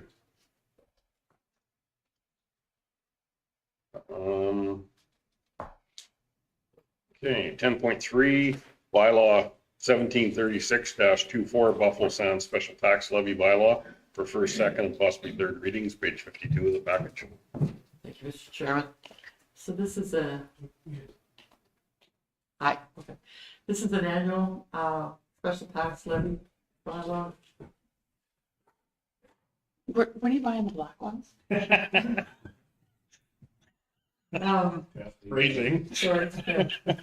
So this is a special tax levy bylaw, and it's just until we get full build out of the subdivision, this is a fair way to distribute the costs that it took to make this distribution and collection system in this subdivision. So this is the flat fee that gets charged every month times 12. So 22 for water, 20 for sewer, 42 a month times 12 is $504 per year. Only gets billed to properties that have not hooked in. Okay, thank you. Councilor Gender? Just kind of wondering, like, how many years has this been going on? And like, every time we're doing it, rate adjustments, so there should there be time coming up for an adjustment on this? Every time we raise the flat fee, it gets adjusted. So we did raise the flat fee a couple years ago, so it got adjusted then. Okay. So, yeah, I mean, it's been going on probably for 15 years plus. just until the subdivision gets built out. Counselor Stevens? I'll move that we take this to first reading. Call the question, all in favor? I'll give you second reading, Mr. Chairman. Yeah. Call the question, all in favor? Go to third, please. Call the question, all in favor? Counselor McKay? I'll give it third reading. Call the question, all in favor? That carried. 10.4 bylaw 1737-24 Buffalo View Estates Special Tax Levy Bylaw for first, second, and possibly third reading, page 55 of the package. So this is for Buffalo Sands, and it's identical to the one for Buffalo View Estates. It's just, Different subdivision. exactly. These are the two that we haul the sewage out. Counselor Stevens? Give you first reading. Call the question, all in favor?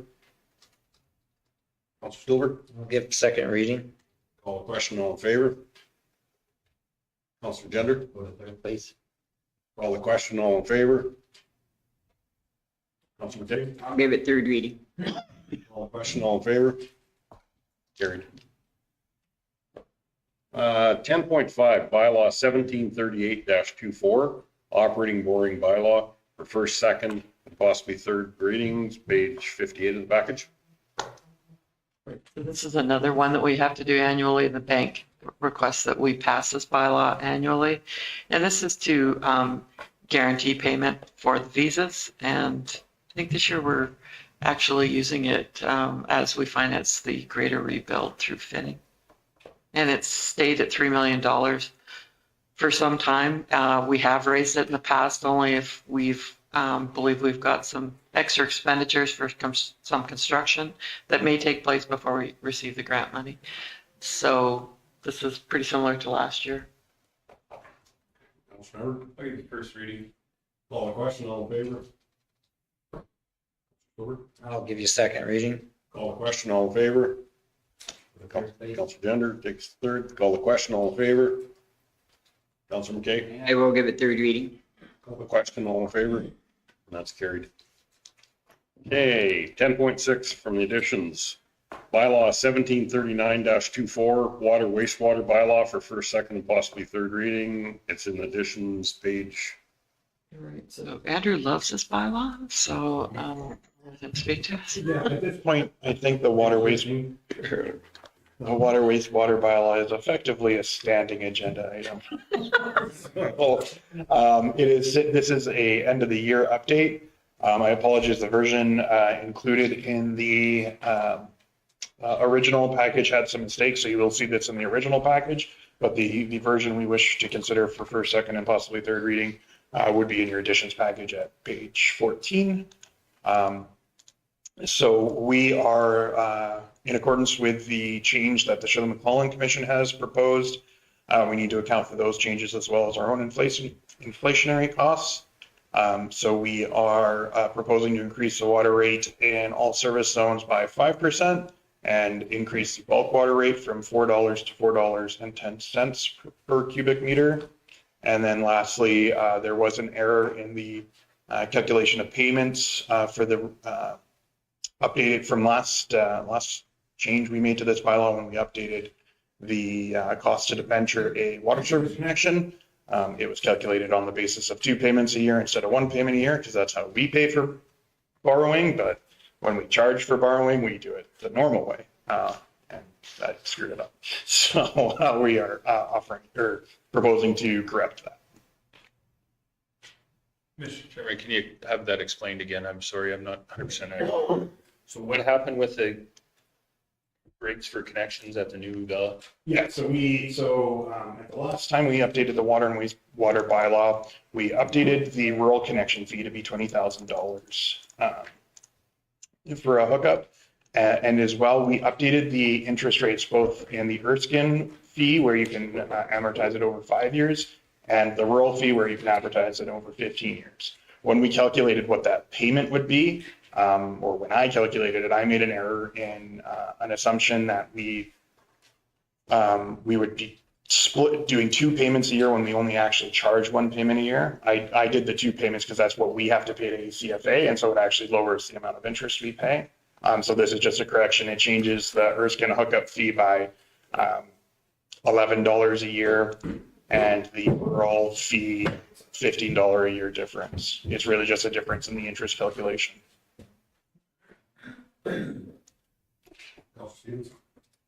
I'll give it first reading. Got a question. I'm just kind of wondering, okay, like we're always upping the rural connection fees, but Erskine's staying the same. I'm just kind of wondering, okay, are the costs still going to be the same to like install, say like one in Erskine? So Anyone else? we do have an item from our last committee of the whole that was deferred until the next committee of the whole to take a specific look at the urban connection fees and see if unity across those fees would make more sense. The rural connection fee got a holistic look at a previous committee of the whole, but then a councillor brought up that our urban fees were a little disparate depending on where you were from or what the history of the project was. So we would be bringing that back to council, and this was kind of why I joked it's kind of a standing agenda item at this point, because you will see it again within a few months after that committee of the whole discussion as well, presumably if there are changes that council requests. Because I'm also looking, Remember that Erskine council at the time wanted the hookup fees to be if you didn't take advantage of the 350, then you were to hook up at what it costs the county to build. So whatever we had to pay into the grant calculation is how these sewer hookups are decided. but I've also seen the rural fees go from $10,000 to $15,000 to 20. Yeah. And like the costs and like where we're seeing the invoices coming in, that they are progressing more. And I'm also looking at the urban. There's a more of an expense also there. So if we're going to bring it to more of the committee of the whole, by all means, please. Okay, we have a motion for first reading on the table. All question, all in favor? You're opposed, Councilor? You're opposed? Yeah. Okay. Too late to ask a question? Yes, questions? Okay. I was just wondering on the southeast water supply, I think you are in negotiations yet? Yeah, so we just received back last week a proposal from our lawyers, or a draft of an agreement to propose to Starland. We haven't made a lot of progress in the time we've been going back and forth, sort of having a more casual conversation. So we're just going to up the ante and say, here's what we want. Here is an agreement that would affect that, yay or nay. And hopefully we can. So my question is, I guess if through that negotiations, if the price comes down, then that would be could possibly be reflected in a future review of the schedule, or? Absolutely, Yeah. if it goes down that much. However, right now we are actually subsidizing the southeast service area. And I am doubtful that I would get that low. I see. Okay. Okay, no, that answered my question. Mr. Chairman, I was just wondering if the price goes up, can we, do we increase it again, or do we got to bring the bylaw back again? You always have to bring the bylaw back. But that is at council's discretion and how much you like your fellow councilors. It'll depend on here whether someone is running or not. So the bulk water prices, they're at $4.10. Is that for everyone within the county? Yes. Okay, being that, like James saying, like down Henry Kruger, are we subsidizing them down in there? On the bulk water rates, I think we're probably, No, it would similarly struggle. It would similarly suffer from the difference in what we are charged for that water. It's less of a gap because of the truck fill having an increased rate over your potable water. But I guess right now, and similarly even better if you amend it as proposed, we aren't subsidizing it. We're basically breaking even at that. Okay. But there is an 85-cent difference between off the line versus the truck fills in. Yeah. there is, that's Yeah. convenience. It's mostly to account for the difference in capital, right? Because most of our water is subsidized by our taxpayers. And so when we're bringing water directly to the taxpayer, they're part of the subsidy. Whereas a truck bill isn't necessarily a taxpayer. They might not be a resident. They might be coming from out of the county. So that's part of how we've attributed those costs. Plus we have a $20 rising fee for our. Yep. Yeah, for hookups, yeah. Yeah, our users that are paying that up front, whereas anybody can load it on the truck. So It's a cost to build a city, you can have access to water without. yeah, and actually, most assuredly, like even the rates from Shirley, like were agreed to for the truck fills for the fact that it would be non-members that would be. Maybe there should be an admin fee on, if when you apply for an account, there should be an admin fee of X amount of dollars on that account. I'm just, it does cost us money to set up those accounts and do all that stuff, and I'm not sure it's being reflected in that, but if you came in and said, listen, I'd like to set up a water account, and, you know, it costs you $25 a year to have that water account active, that might be something. Just a proposal of thought.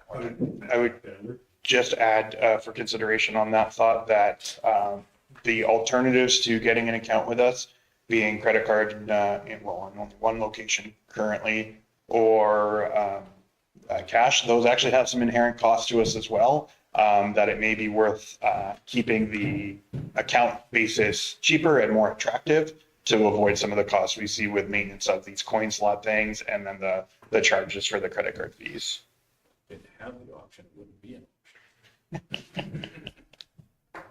Okay. Is there more questions? Councilor Stewart? No, I'll move second reading. Call the question in favor? Councilor Grover opposed? Yeah. Move as the third reading. I'd just like to talk to this, so I'm not so opposed to the cost, it's the cost of the hookup, I think it's too low. 20,000.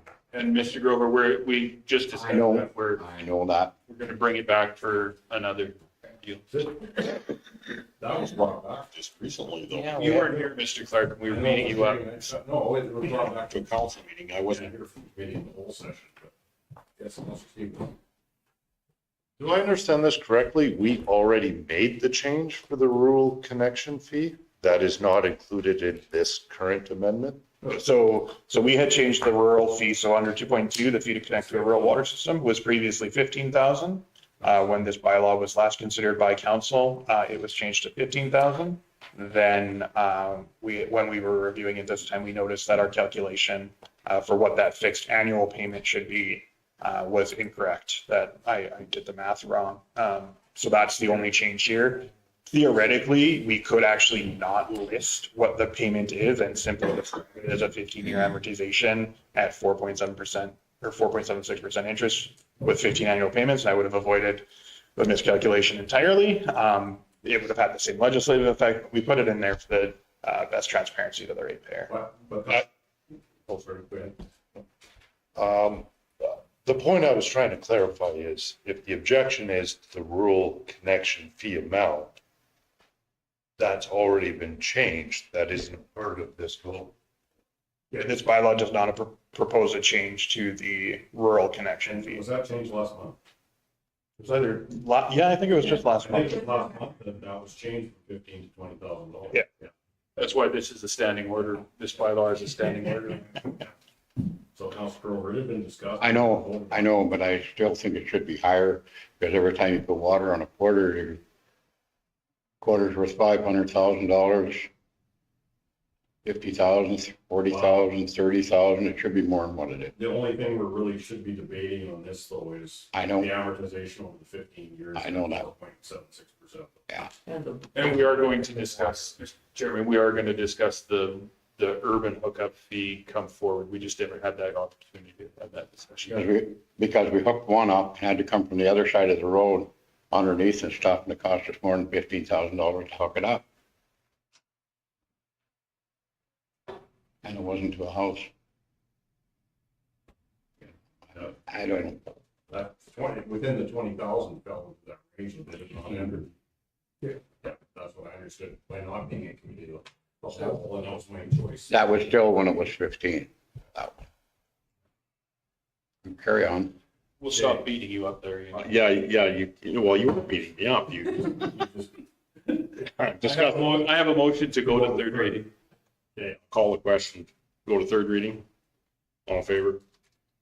It might as well be. And Councillor Gender, Third reading, please. Consistency. call the question. All in favor? And that's carried.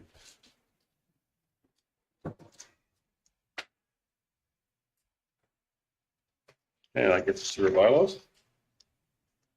Reports. Chief Administrative Officer's report, page 79 of the package. We did have some questions on finances. Did you get your answers? Yes. The one question I'd asked when I saw a welding check, Krista explained to me, okay, it was powder coating from a welding company that didn't. You know, there was Bearcom, so there was one, I did not know who they were, but it apparently is towards the fire. And that's going to be broke out later on to be taken out of the fire department or budget. Okay, Councillor Never? Just to our Chief Administrative Officer, you did the December 10th meeting in Camrose County for Shirley. What was that about? That was regarding the extension of the line to Balfour Roslin. And basically asking Camrose to partner with Shirley McClellan to find grants and financing for the truck fills.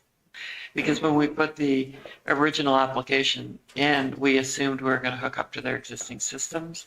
And then when they weren't sure that's what they wanted, and truck fills were the conclusion that they came to, the grant wasn't adjusted by Alberta Transportation. So if we have a big contingency on that project, if we come in under budget, which we have on every Shirley McCollum project we've done, then I think we have the ability to go back to transportation and say, we'd like to spend this money on truck fills. But if we don't come in under budget, then we could be short, or the commission could be short the money for the truck fills. I mean, they could finance them, that's one thing, but it's Camrose's residents who are going to benefit the most from this. So we thought we'd be proactive and ask them if they would assist. So did Camrose not step away from They did, but Balfour Roslin didn't as villages. Yeah, no, I get that. But what I'm saying is, so the Camrose now, like, and help me out if I'm wrong on this. The Shirley McCullen is basically a co-op.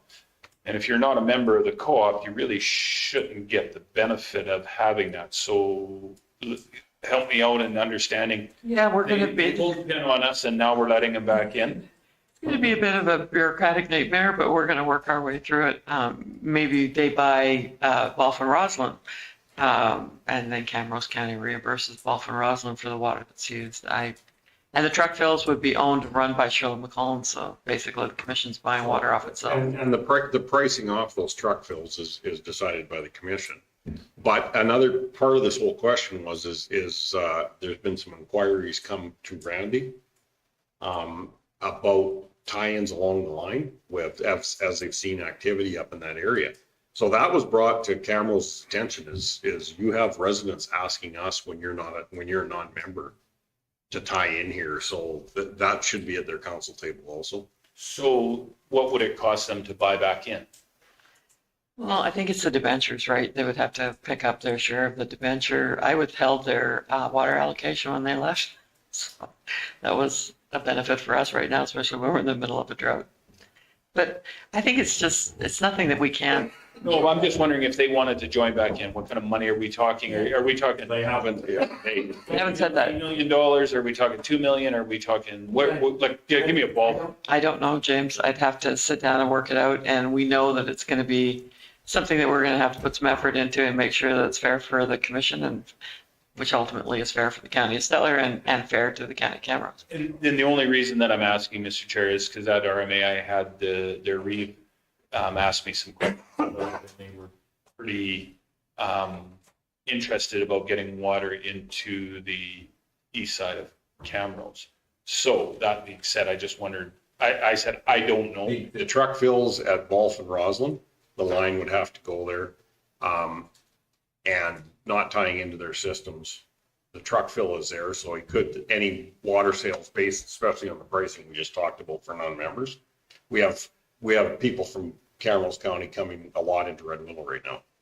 So they are, it's happening as we speak, but they're driving into the county of Stettler to get the water versus driving into their own county, but they would be paying that price at that truck fill. For them to tie into the line is a different conversation. which- No, and I just wondered, that question came to me and I said, I don't know. I said, what did you get out? Like when you got out, what was, like, did they get money when they got out or how did that work? They only made a couple of the debenture payments and then they basically were released from being responsible for the rest of them. And we kept their water allocation. There was no real funds that transferred from one side to the other.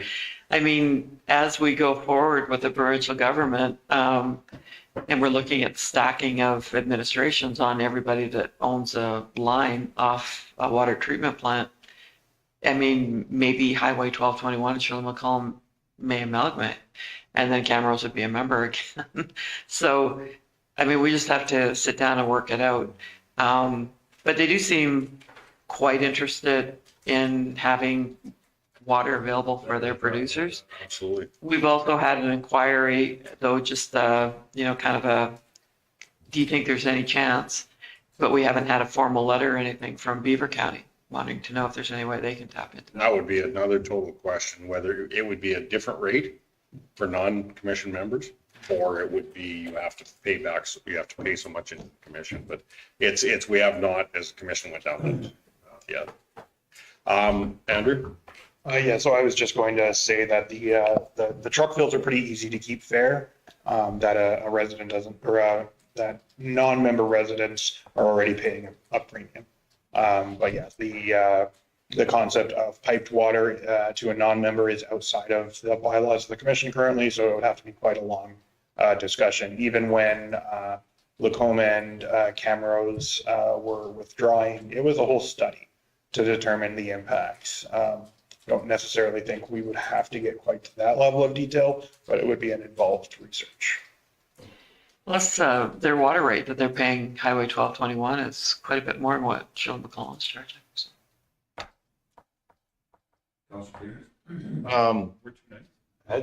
Smaller water commission. Has the commission looked at, similar to waste management, where you have tipping fees that are different, whether you're a resident, in this case, a member of the commission? Have we looked at it? Allowed people to connect that are adjacent.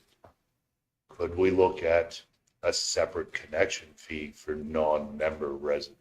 I think that's one of the things we definitely look at, especially, I mean, even in a meeting on Monday, it was made known that Shirley-McCollum is the largest potable water line now in Alberta, probably North America.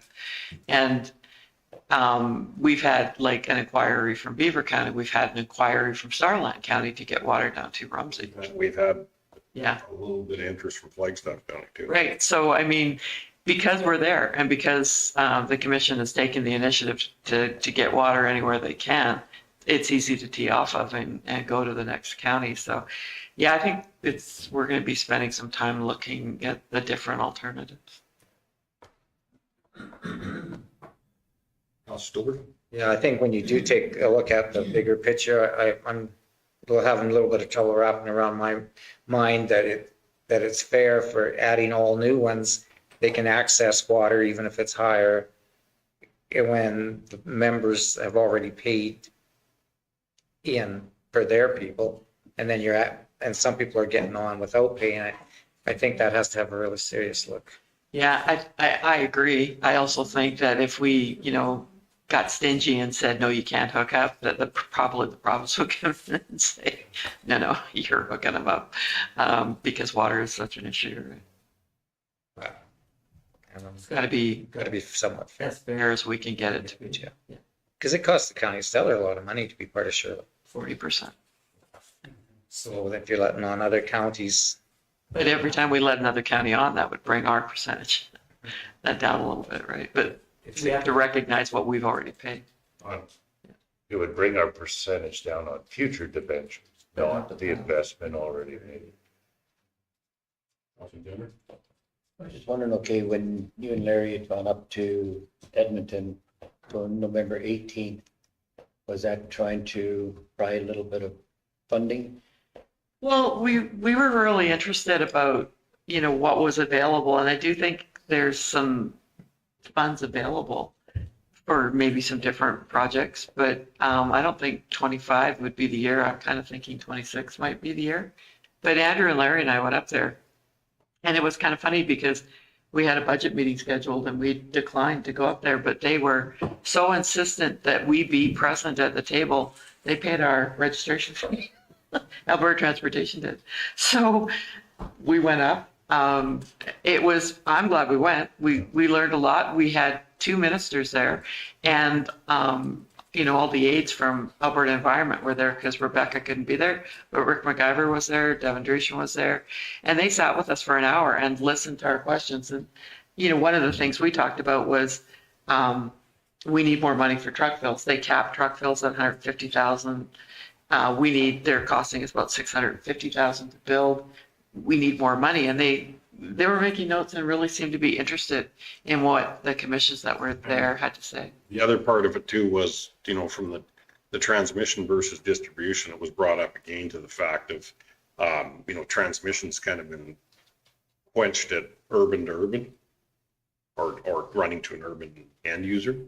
Whereas, we talked about as you expand your water systems in rural, you're running a lot bigger lines to spur off of to service many big, it could be 100 colonies, it could be corporate farms, people living there. And the fact of the matter is why are those all called distribution? Why aren't our main lines called transmission? So that is something else that is going to keep getting pushed too. I think the government's taking a second look at how a lot of these commissions were formed, right? And because I think they're taking heat on our electrical bills and our gas bills and what they cost people with the distributions payments and things like that. Water commissions could have 3 administrative stacking on top of our bill. Which they call a hub and spoke theory, which was talked about quite a bit at this meeting.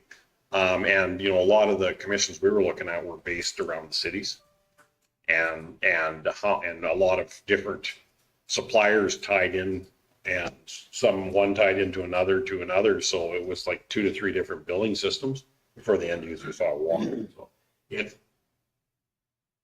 the read I got on it was they really would like bigger organizations to run the water, so that from an affordability piece, that the end users' prices were kept down based on administration and overhead fees.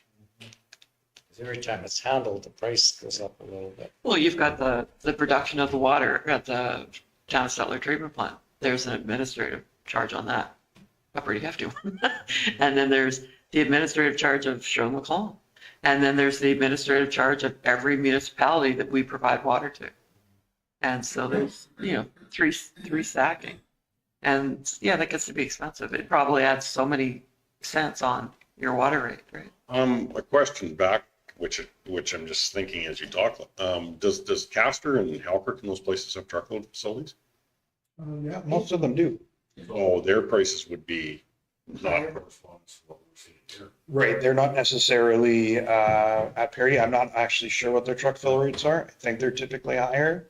But yeah, there is no requirement for the county to match Shirley. We've just done so because going back and forth between different facilities, the ratepayers may not realize the difference between White Sands being a Shirley facility versus Red Willow being a county facility, especially when one pin works everywhere. So if we set something up as a distribution line, it could end up being a distribution line. Yeah, transmission is your big lines, so distribution is more putting water out to the end user. So for instance, the project that went north of Gadsby, you could see it if you ran that 4-inch north of Gadsby and you tied on to it to continue it, or that portion of the line should have been deemed as transmission line. Right. Then as you took the other lines off of that, depending on size of them, like if you ran one parallel on 601 and it was 4-inch, well, it still would be transmission line. But as you take your spurs off, then that becomes your distribution system. Right. And that there's a lot of the rurals that are seeing the same issues that we are trying to get this water spread out to the areas. And within Shirley, there's lots of rural, like it's sitting in a lot of areas because of that. One of the things that really opened my eyes was how cheap our water rate is. Like, I don't know if our resident, probably because you pay it, you don't realize it, but wow, I mean, That was the hope, the spoken hub. there are some out there that are paying We had some double, triple. 2 or 3 members that were sitting at the same table saying what their water rates were, and it just Yeah. showed what happened as you ran it through another set of administration. So some municipalities can use it as a moneymaker? I don't, well, the formula isn't supposed to, but they're definitely assisting with probably the cost of running the municipality. But the cost of getting the water to them, like, was it Northern Lights that's charging $9 a cube? Yeah. Mr. Chairman, though, and I think this goes back to that whole conversation about the city of Calgary. The city of Calgary has not been putting enough money into infrastructure. I mean, honestly, this is similar to what we have when we have a ton of roads. Sure, we could build new roads every year and build miles and miles of new roads, but we have to be able to maintain them. Going forward, as much as I would like to say that the Shirley McClellan Water Commission is going to never need a repair go forward, but one repair out there is going to cost, or could cost us, City of Calgary, what was it, $500 million for their repairs on their water. I'm not saying we're at that level, but we're going to end up having some cost involved in that. We're going to have some costs involved. It may not be in our time as we sit here, but guaranteed anything that we've put in the ground is going to need some sort of repair sometime. We need to be cognizant of the replacement value of this stuff. We need to make sure that we know, go forward, that we can have some money ahead of time. The government, and I mean, they change every 4 years, just like we do, has made it very clear. They will give us grant money for new expansion, but they're not going to give us money for maintenance. And that's what's happened to the city of Calgary. There was a pissing match that they got into, right? The provincial government said, you guys, you knew you had a problem for a long time, and you haven't put any money away to fix for it. I'll be up after. I think it's substantially different, the Calgary comparison. When you look at their percentage of line loss, leakage, there was red flags. They were well above the provincial recommendation for years and did nothing. So I would say that's substantially different. When you That doesn't mean we're not going to get there. I would say that if we had 20% line loss on our water lines, then yes, alarm bells should be going off that we need to be doing major repairs now. So I would say that's a substantial difference. That's just what I was gonna get to. Calgary, yeah, they had a 4-inch line pumping off that instead of that whole thing blowing apart. They would never noticed it. And the other thing is, I don't to be a bringer of bad news, but I would check with Ball, because if the municipality around it has to take it if they don't make it as a municipality. Is that not right? And I would check that out if I was administration. Well, thing is there, you could be putting water into Camrose and you're not, they backed out all the time. They backed out when we started, when I was on the Shirley McCullough line before, a long time ago. Anyhow, no, they didn't want to put anything in, and they wanted to do that with the another committee that they lived on. They don't mind having good stuff, but they don't want to put nothing into it. Which yesterday, this was just the start of this conversation. So they know they have members on that. They have people on their side that are interested, so it's up to their table to converse, and it's up to us to decide if they can tie into a line. Councillor Gender? We're going to the next one. I'm looking at on page 81, December 3rd. It's regarding with Denelda, with their station. So is it finally in our ballpark? Yes, and Andrew and I met with the official administrator plus the CAO from Denelda. And we went over the agreement on building the reservoir and the commission taking it over. It seems like this will be on their agenda at their December 17th council meeting. And we've talked to Alberta Transportation about how to handle the grant, and they're supporting us. So now it just, on the 17th, he will make his final decision. If he signs the agreement, then we're in business. Is that on Denelda's land then? No, it'll be on the county of Stellars. They don't want it on their land because everybody was complaining about traffic. So I said, well, if that's the stumbling point, we'll just stick it by the fire hall. So are they going to utilize it as a water reservoir then or not? They will, that's their water will tee off from there, but the truck fill will be by the fire hall. So but are they going to use our truck fill and reservoir? Yes.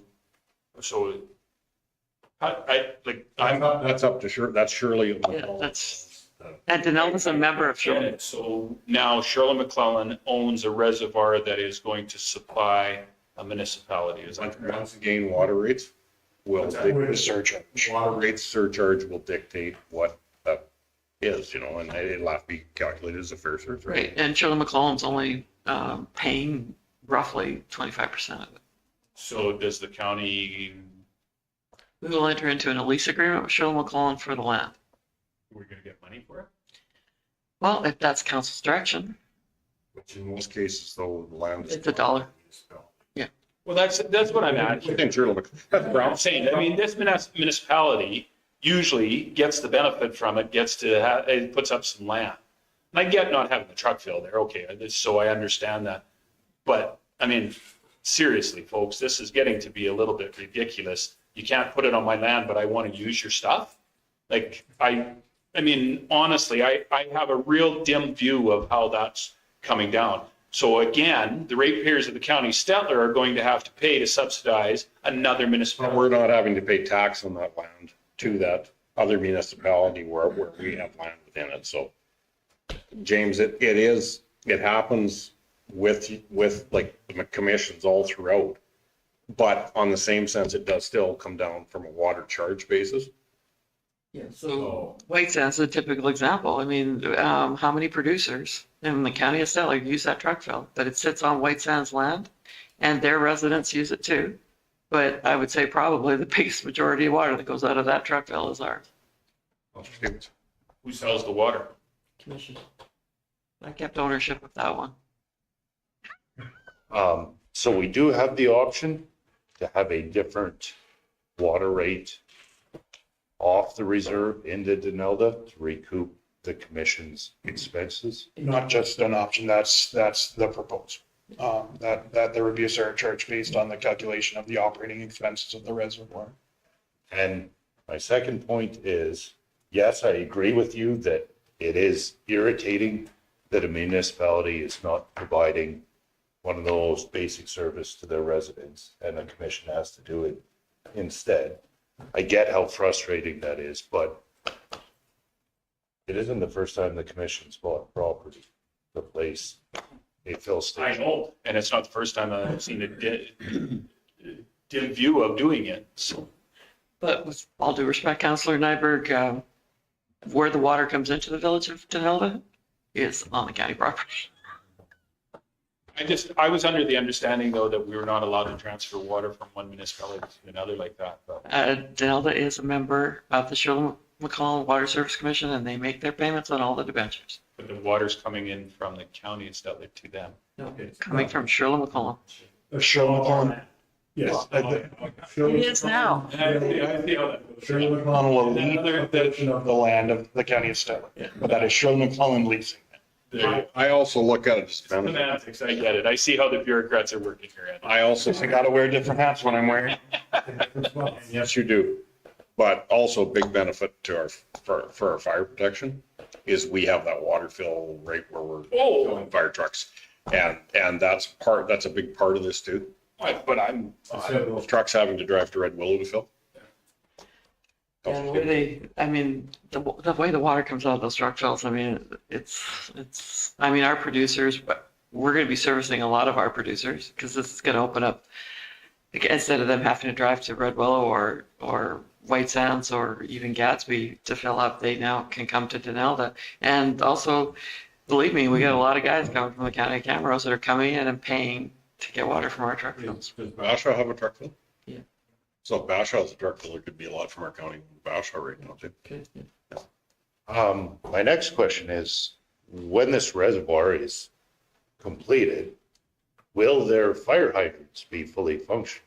That's not up to us. That's up to the village of Denelda. Yeah, so Currently, they can't Yeah. off of the water stand. So we have to be careful about the rate it goes off the reservoir out into their distribution system. so currently their standpipe on its own can't deliver the kind of pressure we want to see for fire flows.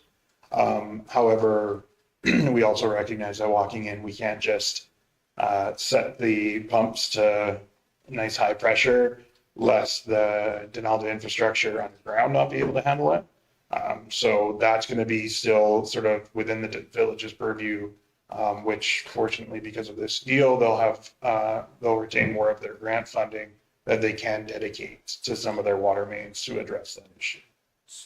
The reason why I bring that up is on top of getting a secure, safe water supply via the commission, they could be moving a municipality, thanks to the commission, from semi-protected to fully protected under the insurance underwriters, because now they have a functioning hall and would potentially have functioning water supply. Oh, and who did that for them? Oh, right, that was the county of Stettler. Sorry. Commission. I'm really getting, the commission managed and administrated by the county of Stettler. Paid by the water commission. We have to represent it as the water commission too. You're just going to look at my report and say, wow, you've been busy, Pat. I got one more, I'm not done yet. Did you have your hand up there, Rick? Oh, I've got a few more. We'll just be like an auction sale. Vendor and then. Page 84, I just wanted to say kudos to administration, whoever, like for the Red Willow water fill on preparing that pad. Kudos. There's been a great response on that one there. I think he's sitting right there. I was saying that. Do pass it on and thank you very much for that. Greatly appreciated. Then on page 87, like kudos to say like on that fire truck on finally getting it put behind us that we can have another apparatus within. That was the most painful experience of our lives. Yeah, we don't even want to talk about it. Council gender, you're not following the order of an auction sale. Against yourself. You're bidding against us. I was just going to say, and actually that's what I was going to say. I just, the note that I was going to make on that one was the actual cost that came in at 180. It should blow your, and then we had to get it CFIP'd, and then we had to, we went to fill it full of fuel, and the bloody line to fill it up had cracked because it had sat outside, and we had to replace. It's been the most painful experience of our lives, but it is in the fire hall, and 35 is back in Denelda, so I'm happy. So at the end of the day, what was the total bill that we paid? We paid a $5,000 deductible plus a GST. And then I think we had to pay for the CFIP and things like that, because those are operational. More specifically, we had to pay for the items arising from the CVIP that could not reasonably be attributed to it sitting outside, like the seat belts were too worn and things like that. So And that was we regular. forgot to put the new batteries in, so the pump wouldn't run as fast as or as hard or as long as it was supposed to, but we got a credit for that. So this truck, This truck sitting outside for a year and a half. Yeah. The seat belts failed when you have vehicles that sit out their whole lifetime. That's what we're saying, that wasn't attributable to it sitting outside. So we just approved that and said, yeah, we'll pay for that.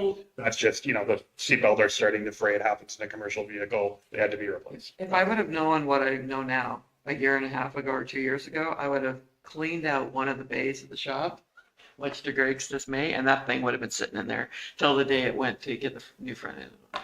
So 8 different insurance companies. Wow. Yeah. Wow. That's unbelievable. I have a question. The problems we've had with this, is there a resale value for this truck?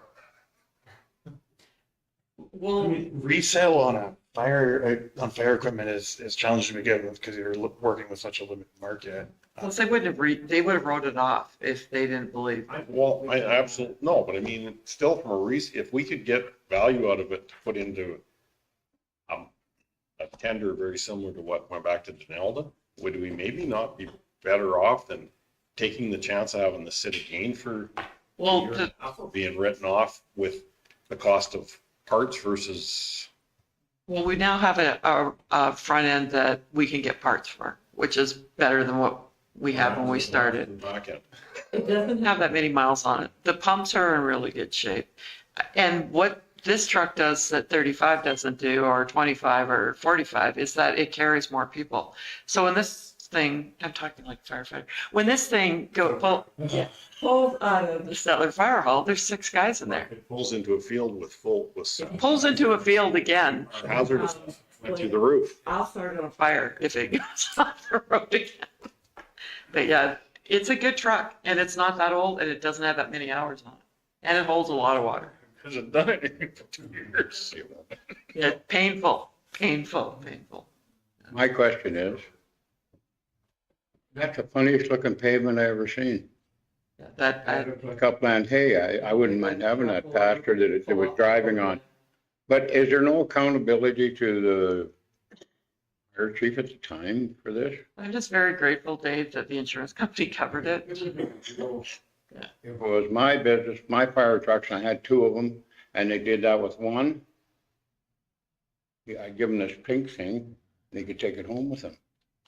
Do we have no accountability? I can't comment on any of that. All I know is it was a lengthy experience. We've got the trucks back up in operation. We've got the trucks back where they belong. And so for our firefighters and our fire chief is very happy that things are running the way it should be. Are you? One more thing, but I think, No, on the fire trucks? Oh, yeah. Counselor Stolberg. Can I make, I want to make a comment on the fire trucks before we move on. Go ahead. I just wanted to commend Troy, our county fire chief, who once the truck was available to be retrieved, he got back from vacation the next day and got on it. He got 15 back into service incredibly quickly and got 3.5. Actually got the Denelda guys training on 3.5 the same week that all of this happened. So just wanted to give him the big kudos for making sure it didn't sit in up at the shop for a week while we kind of hemmed and hawed and put it through its paces kind of thing. He got on that a lot quicker than even I thought he could. So. focus, that's good. My comment is a comment, but it's focusing on something different now. It's on the greater rebuild update that's in the package. And that was really interesting. I really like the report that was put in the package. I mean, this would be nice if this could go public because a lot of people were on the impression we're spending all that money just on the motor. So when you see that motor rebuild you're talking about, yeah. Yeah, no, it's not the motor rebuild, it's the entire grader. So I thought that report was well done. It was really interesting and I'm glad it was included. And Very well done, yeah, so thanks on that. And I think it's good public information. How extensive the rebuild is, and it's just not the engine. Sorry, will we have it before Christmas? If I may, Mr. Chairman, in speaking with them, it will be out of paint tomorrow. I'm hoping that we will see it before the end of next week and we'll be able to go through the warranty workout that they come out and do with us. And at this point, they are $10,000 under budget. So they've saved us some money as well. That was a concern going into it. And they said that they definitely wouldn't go over and they didn't. Once you explain and show them a picture of how far they stripped it down, which I have in my phone, and completely rebuilt it. Oh, we thought they just put a new motor in for $500,000. What were you thinking? It has an upgraded motor. I think that this might be the way to go down the road with them all. Was the painting involved in the first pricing? Initially, the painting was, after council had voiced their concern about, do we need to paint this this unit. That's when Finning came back, Jordan had stated that, their pride is in their work is, exceeds everything as well. And they did not want to see it leaving their facility without being completely repainted. So that was something that they did on their part, credit us for, and they painted it for nothing. Really appreciate it. So. Thank you. I believe it was Councillor Stevens that was a sticking point on that, yes. I appreciate the fact that they gave a discount. I would not characterize it as free. Make sure they're covered. That's any other manufacturer would. Finning didn't go under by giving things away. They're still in business, aren't they? Yeah. Got the same thing, but good quality stuff. And if it's done properly, there's already some of these out running that I talked to, and they seem to be running good. So. If I can, Mr. Chairman, something I'd like for us to do as soon as we get it, we'll have it in the yard and we'll be parking the brand new 14 beside it. And we'll kind of do a little bit of a, what do we see? What are the differences? Can you really see, check it out, see? By all means, if you guys are interested, we can make something happen for you to come and take a look at it and go through it.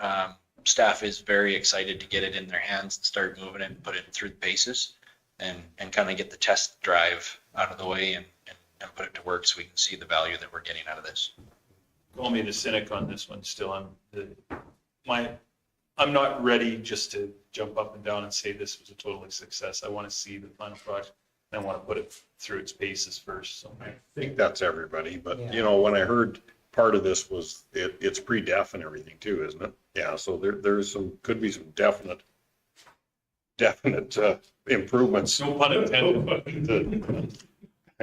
So, okay. One more thing, while we're on this topic, I have sat with Finning and we've gone through our entire fleet of graders.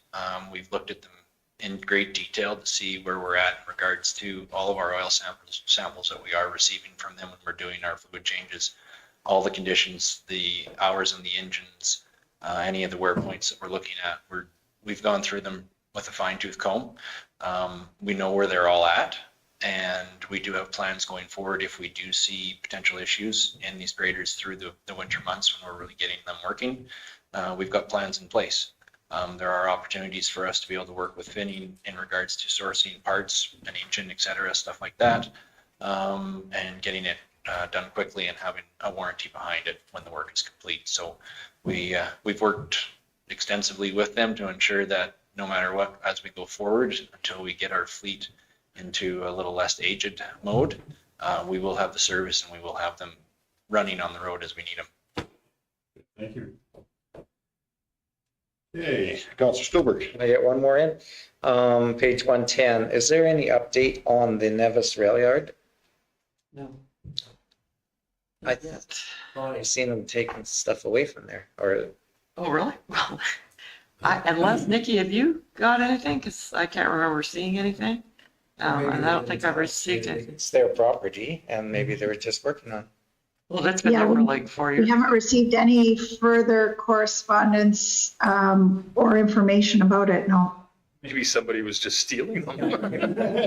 Or maybe somebody saw those pictures and thought maybe we should get. Get these things out of here. Yeah. I forget where I was traveling, but there was a huge truck there loading ties one day when I went back. You and I discussed that last, and I was thinking to myself, like CN doesn't usually utilize trucks as their mode of transportation, or CP, I should say. That's who they might have sold them to. I don't know. Yeah, maybe. I don't know. They usually load them on rail cars and ship them somewhere else. But either way, I mean, there was some movement there. Not done yet. Your attention. I mean, you got their attention, maybe. So that's a good thing. You approached them. Councillor Gender, you're on the bid right now. On page 123, the pavement up at Island View Street, was that to create a turnaround? No, we ripped it up when we replaced some lines. When we hooked RW into that was it. our system there, we had to do quite a bit of excavation to get deep enough to find the line. I think it was 20 feet deep where we ended up finding it. And so there was a bit of a bigger area.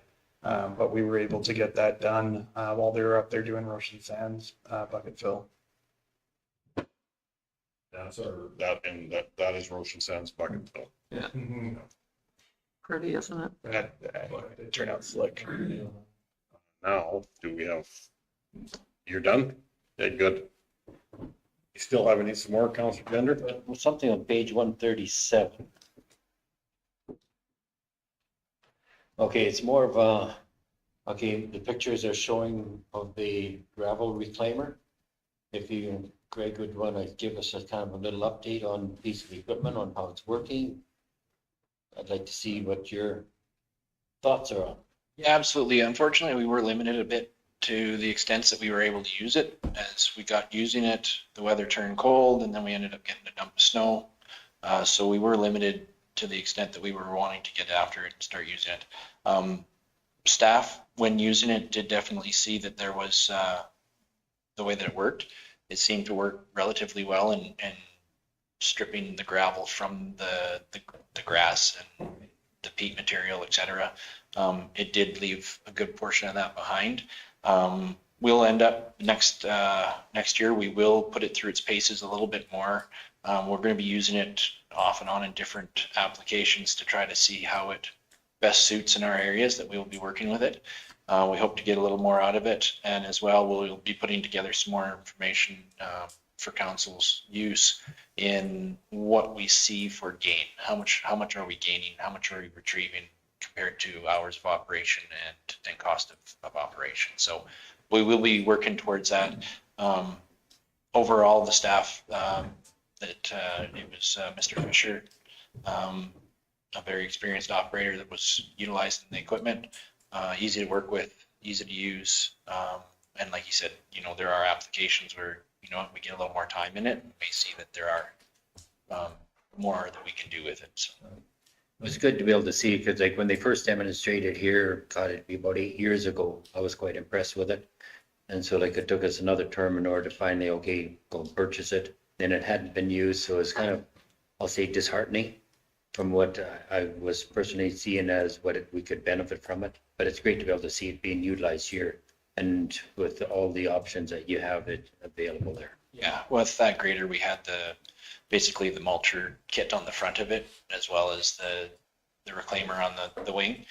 So both were put through the paces, utilizing that material, seeing what we had to do with it, what we could do with it to get it laid back down again. And then again, some of it will be next spring. We'll be able to take a look at some of these road surfaces next spring and just see, what the situation is, how, if there's some of that dirt that did come up, how much it makes a difference on the road. But like I said, if we utilize it with our graveling program and rotation, we should be able to maybe reclaim some of that gravel and incorporate it with new gravel that we're spreading the next year. Councilor Stevens? Public Works at Camrose County really likes this for farmer access and seasonal type roads. When they found that they don't have to haul in materials to fill in those punched out spots in the holes that from lack of maintenance, and that the reclaimer gets enough material to fill that in without having to load and haul material with trucks. Just an option to look at in the future too. In Council Solberg's area, that might be kind of difficult in some spots because you'd have to have it pointing straight up. Get out of the ditch. Councilor Never?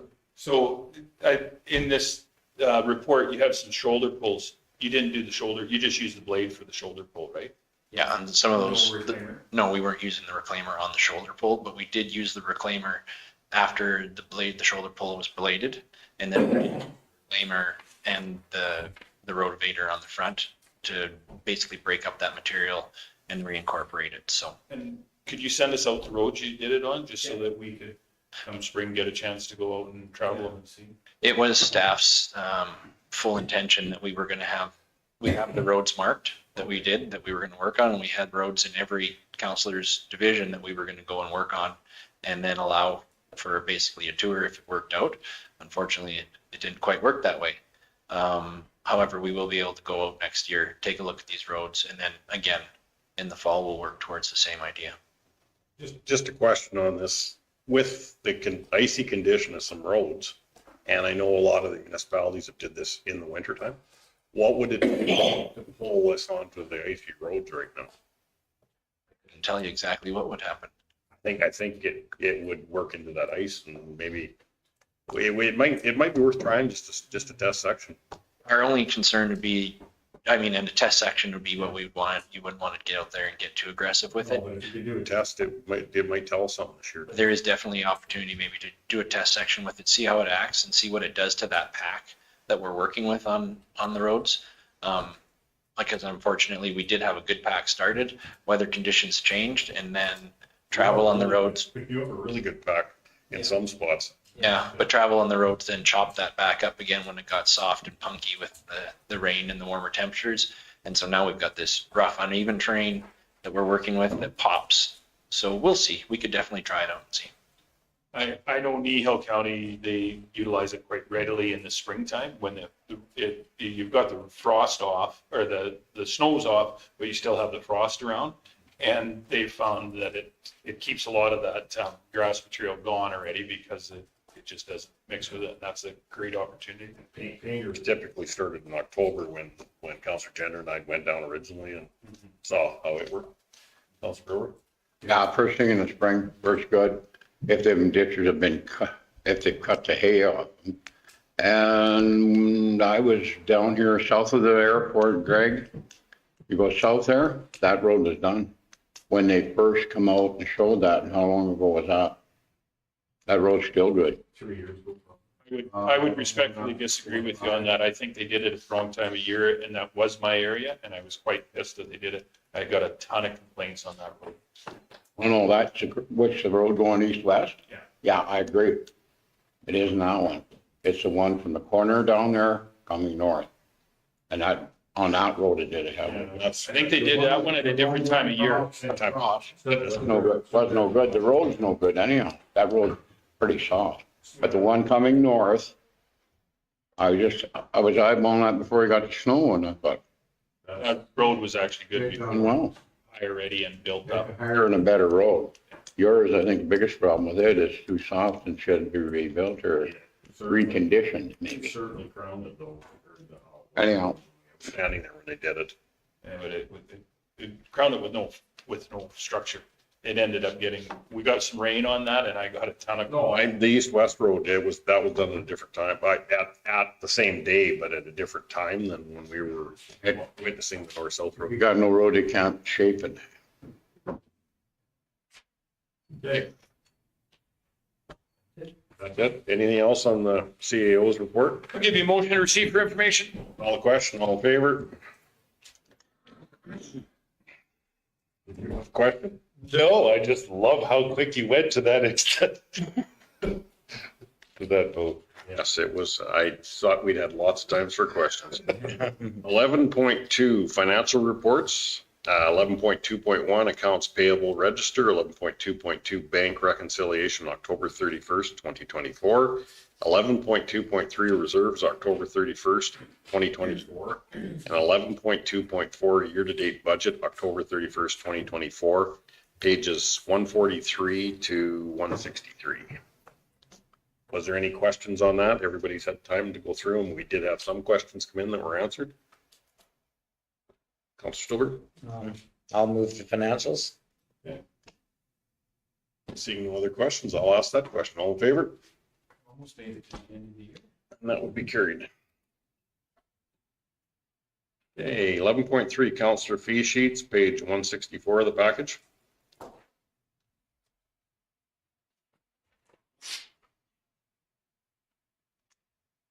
Councillor Gender? Move them as presented, please. I have one question.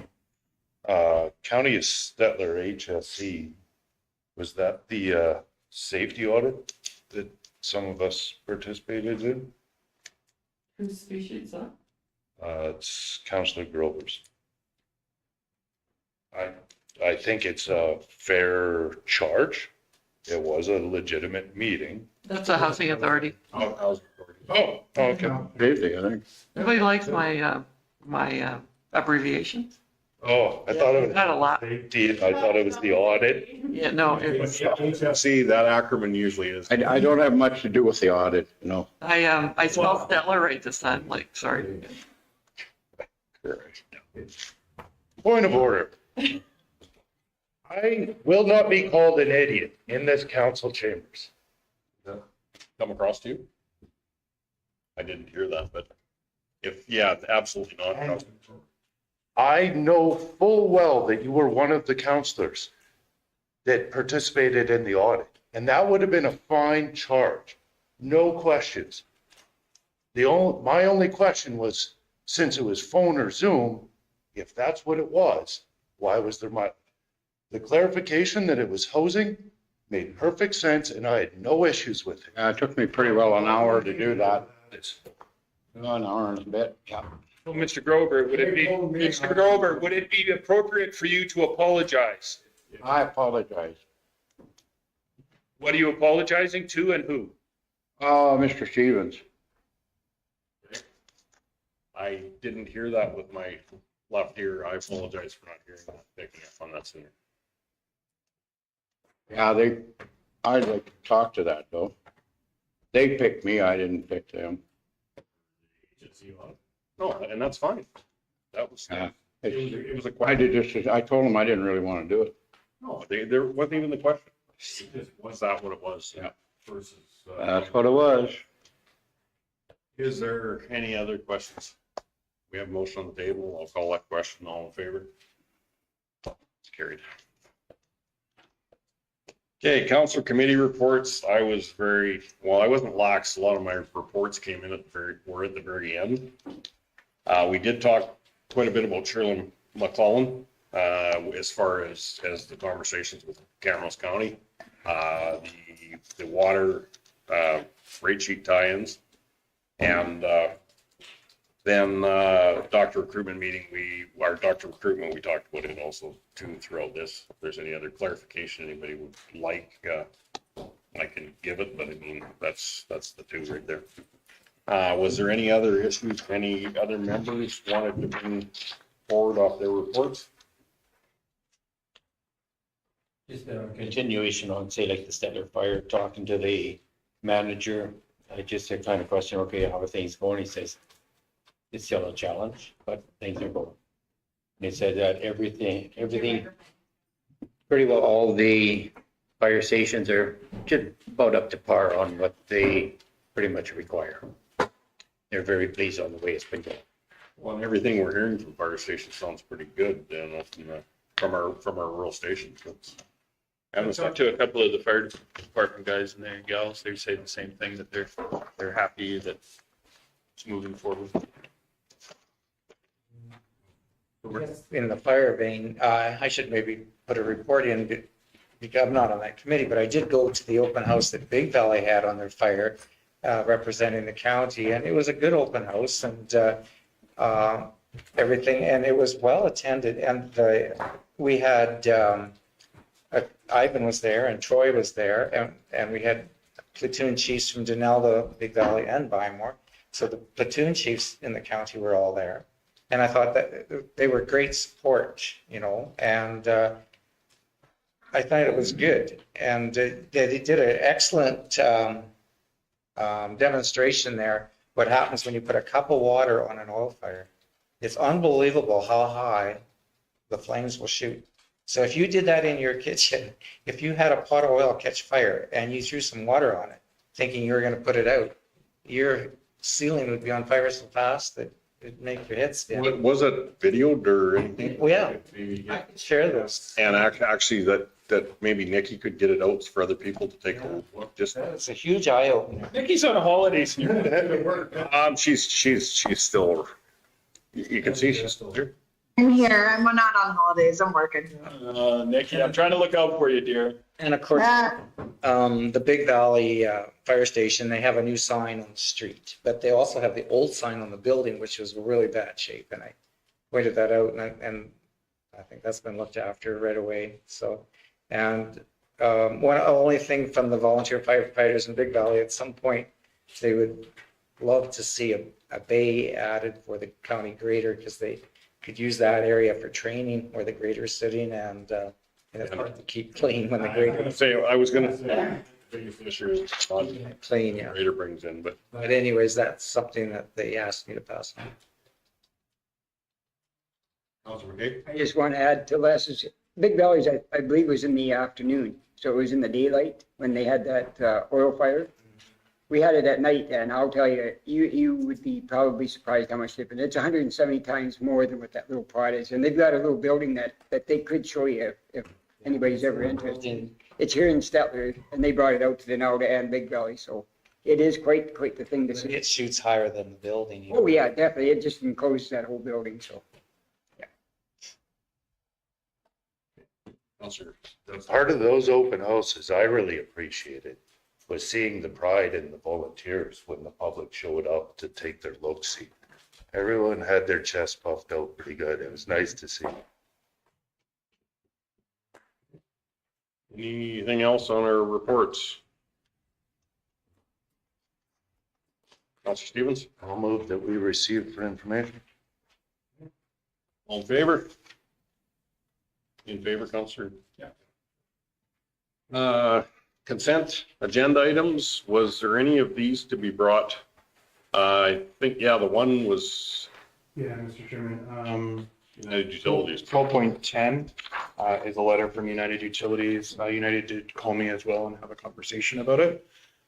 They included a letter for council's perusal. They are a contractor we work with. Can you bring it up on the screen? Yeah, pardon me. So United Utilities has done a number of jobs with both the county of Stettler and the Shirley-McClellan, particularly for water servicing. They were the respondent and the lowest bid on the most recent bid for the Gatsby Phase 2 rural line. And they were the second low bid the first time it was tendered. And as you can see from the letter, they're quite frustrated by the tender not being awarded, given the amount of work that they had to put into preparing the tender. So they did want to make their thoughts known. They did express quite professionally that they have appreciated working with us, and from administration, I would reflect the same comments. They have always been the low bid, or have often been the low bid, and have not felt like a low bid. They're a great contractor. So I did, after speaking with them, I did indicate that I would bring it to council's attention. I think it would be appropriate to give them a letter in response, and explaining that we had been led to believe for quite some time that there would be access to grant money, right from it being on the mandate letter to minister and minister staff suggesting apply through this and we'll push it through. So I don't think his characterization of the situation is exactly as I would phrase it. Councilor Stewart? Well, I do have some concerns that the county will lose credibility in issues like that when this project's been tendered twice and not awarded either time. I know in a different tender on a different item altogether, when it was tendered and awarded, and then all the tenders were published, and some of the locals didn't like that because if they were slightly higher, then they thought that the public would think, well, they're too expensive to use on anything. So then they never ever bothered tendering again. And then the next time we did that tender, we got one. So I fear on the same thing on this side, if we put water projects out for tender again, we might get one, and then there's no competition. So this does concern me some. I can see their frustration when they go through the expense and twice and it's not tendered. So it makes me very nervous that this could, in the future, be quite a costly thing to the county of Stettler to cover, because you're not going to get the most competitive bid. They're not going to bid again. So.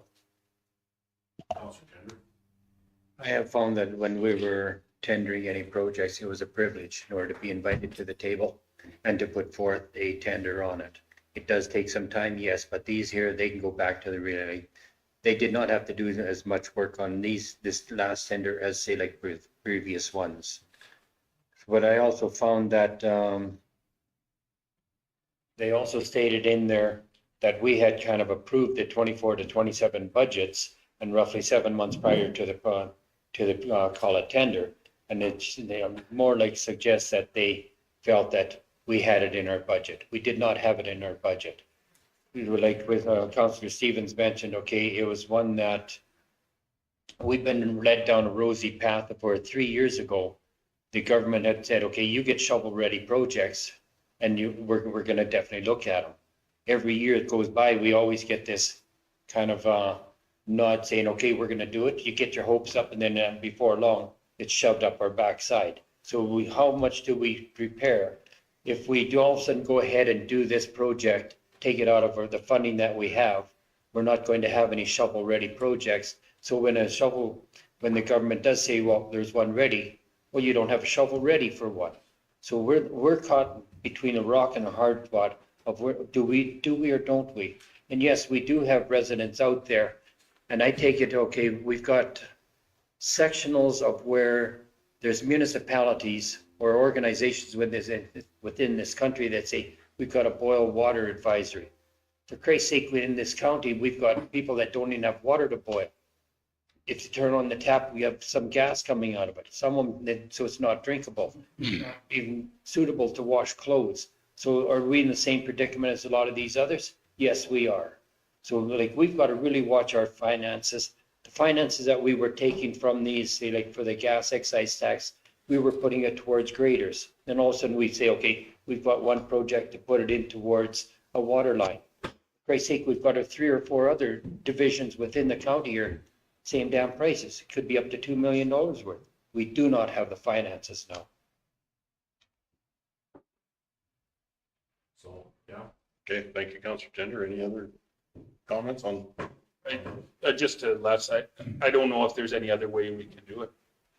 Like how do you know, how do we know what we're going to spend until we go shopping and get a price on it, right? I mean, if this project would have come in at $700,000, we probably would have done it, right? But at 1.8, 1.9, all of a sudden it becomes pretty hard to swallow. I mean, how else do we do it? I know what you're saying, Les, but I mean.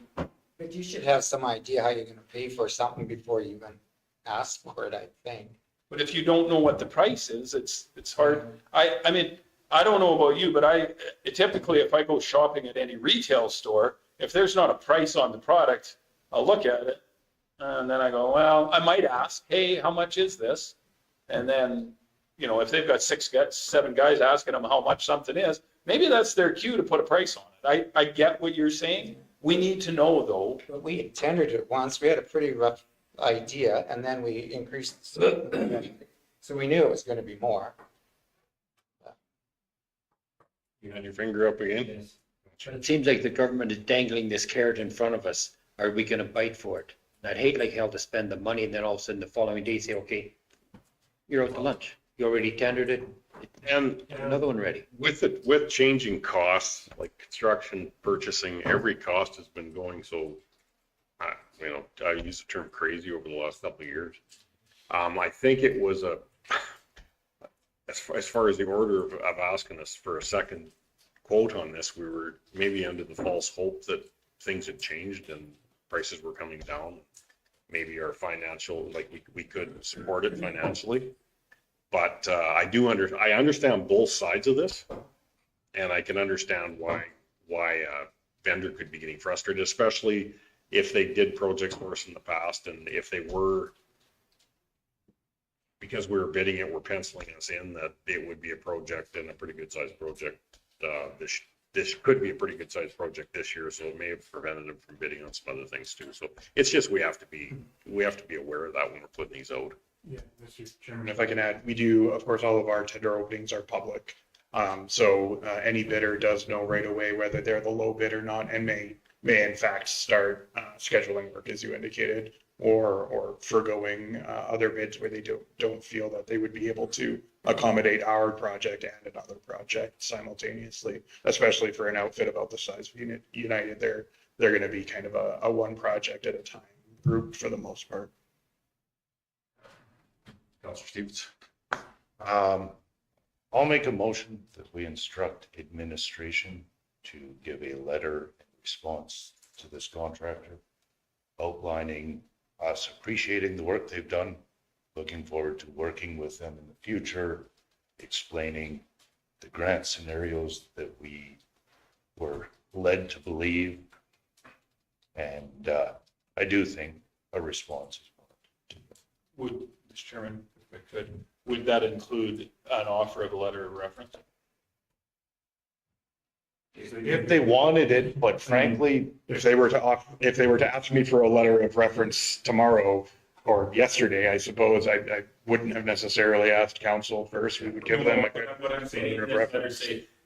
that we would offer you a letter of reference. I I mean, it's getting tougher to get good quality help, so I just, and it's tougher for us to understand who's good and who's not.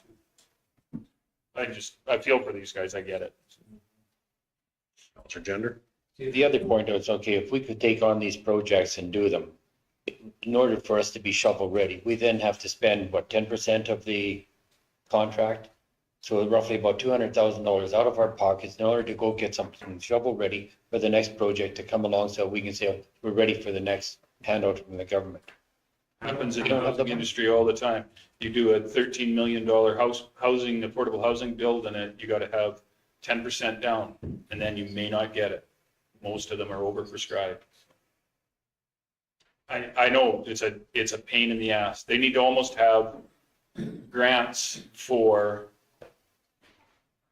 doing the studies, right? Study grants. Okay, we have a motion on the table. I will call the question. All in favor? That's carried. Next meeting is Wednesday, January. What's that? We did have the budget submitted from the Town and Country Museum. If any of you wanted to take a look. Also, Town of Stettler requesting work on a joint policy for dust control. Didn't know if council wanted to get back to them. And the Bashaw Wellness Team, I think they're looking for a letter of support.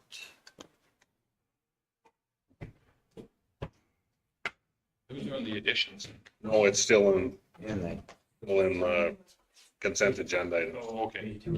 Yeah, the Bashaw Wellness Team, we did have them come and present to us, Right, and then she sent us a follow-up letter, which we included in the package. which wasn't asking for financial, No, just a Aid. letter of support if I can. and they were going to staff a center from doctors from Sylvan Lake and stuff. That was the gist of it. Yeah, okay.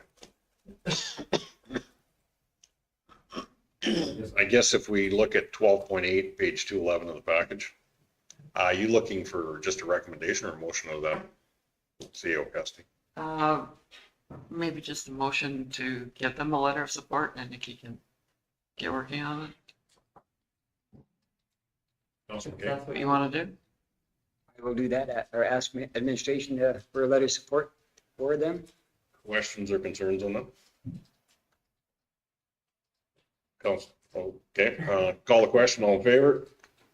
And that'd be carried. Then on 12.7, Town of Stettler, request cost share dust control on 38th Avenue in Town of Stettler. That was what spurred all of this.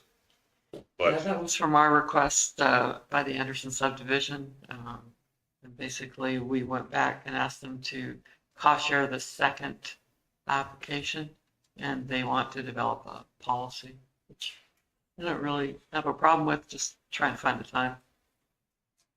Councilman Everett? So I can't help but think that this should be part of our ICF, and it should also be definitely heavily brought into what the MGA states, because the MGA already has it very clear about how this, who looks after what roads, et cetera, et cetera. I just, who plows in front of Carlisle Estates right now? Is that us at the T intersection? Who does that intersection? Just right there. You can see it from here. Like right here at this where it takes off towards the Yeah. Shirley building or goes south. That would be, I believe it's the town's. That's what I was wondering. just wondering. It's funny what they want to take care of and what they don't want to take care of. I do think there needs to be some sort of negotiation and some set.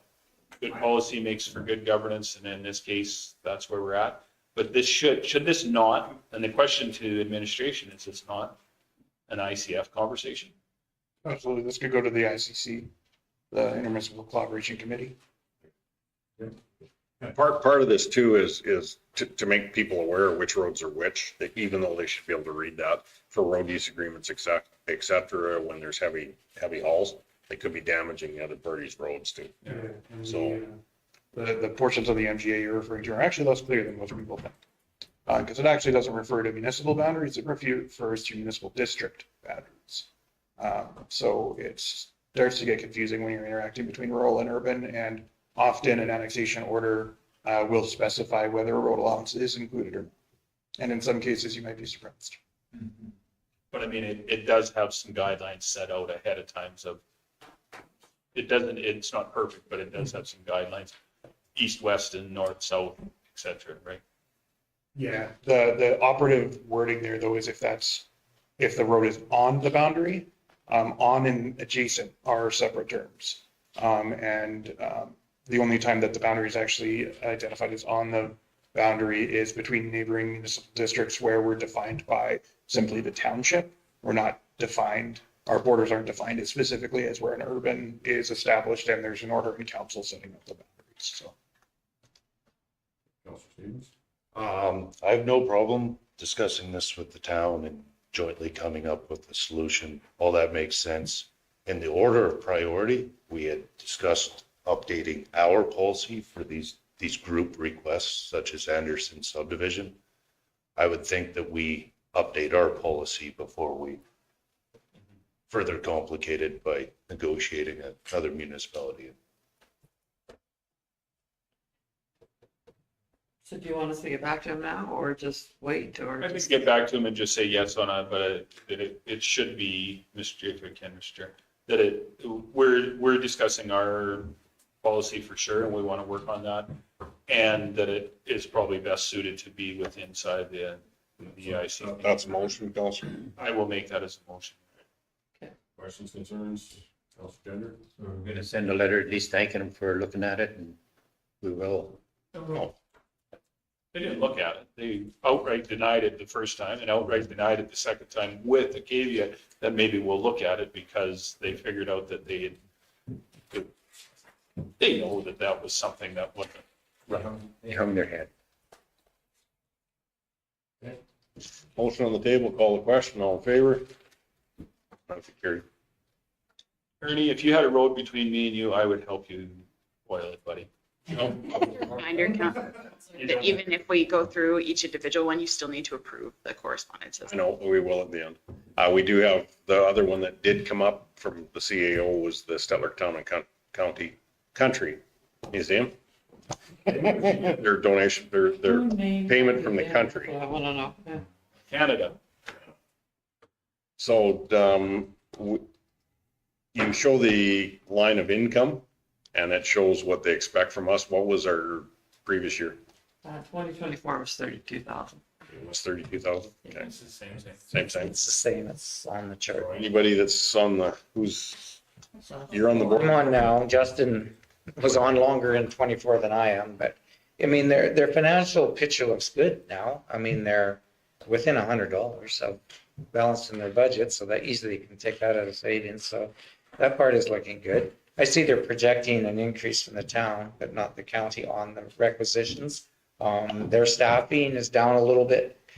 They went from they took a full-time employee off to replace with part-time or summertime in that position. So that is saving some money, and they're getting more and more aggressive on their fundraising. They've always been aggressive fundraisers, but You know, they're always trying to add new ideas of fundraising, which helps their bottom line.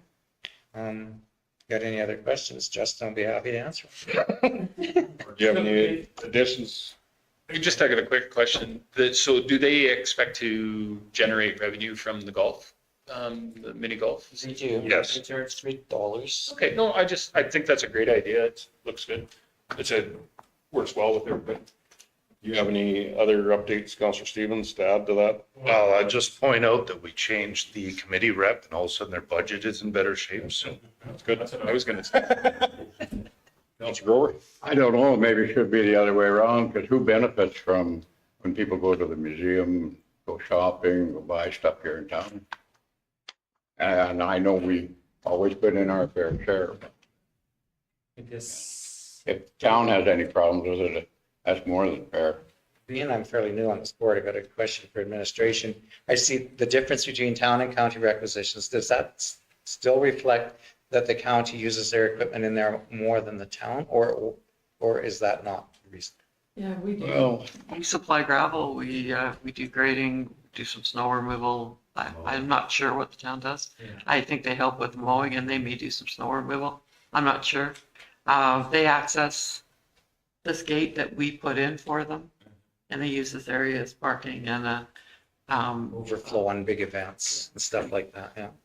So that is basically the reason. It's kind of in kind. Part of our contribution is in kind, perhaps. Okay. Councillor Grover? there's a few we put in a little more, senior housing one, we put in 67%. But that's some formula that the government or provincial governments come up with, right? It's changing a little bit, but yeah. It's not the museum though. We always put in our fair share anyhow. Yeah, that's what's requested of us. That's what's agreed by the board. Yeah. So we received for this for information. Is that where we're at? Okay, well, I'll make that motion. Let's Need for information? Okay, call the question. All in favor? And CEO Cassidy, is there any more of our consent agenda items that maybe should have been a request for decision? no, I think that's good. And this is the ones that just prior to your end that I thought needed some attention. I'll give you a motion to adjourn, Mr. Chairman. Oh, no, we have to. Oh, yeah. Rest for, There you go. I'll give you a motion to receive the remainder. okay, call the question. All in favor? And the motion to adjourn. Before the motion to adjourn, we talked about it in camera, but the tax sale process policy, we didn't come back to you at 7-11. Do you just want to defer that to committee of the whole, which would be administration's recommendation now that there's not a It's 7.11 from your additional. 7.11. I'll make a motion that we defer that to committee of the whole, Mr. Chairman. Call the question. All in favor? Now I'll give you a motion. Carried and a motion. And our next meeting is January 8th, 2025. Motion to adjourn. Which is a very nice way of saying, please get me all of your council committee reports you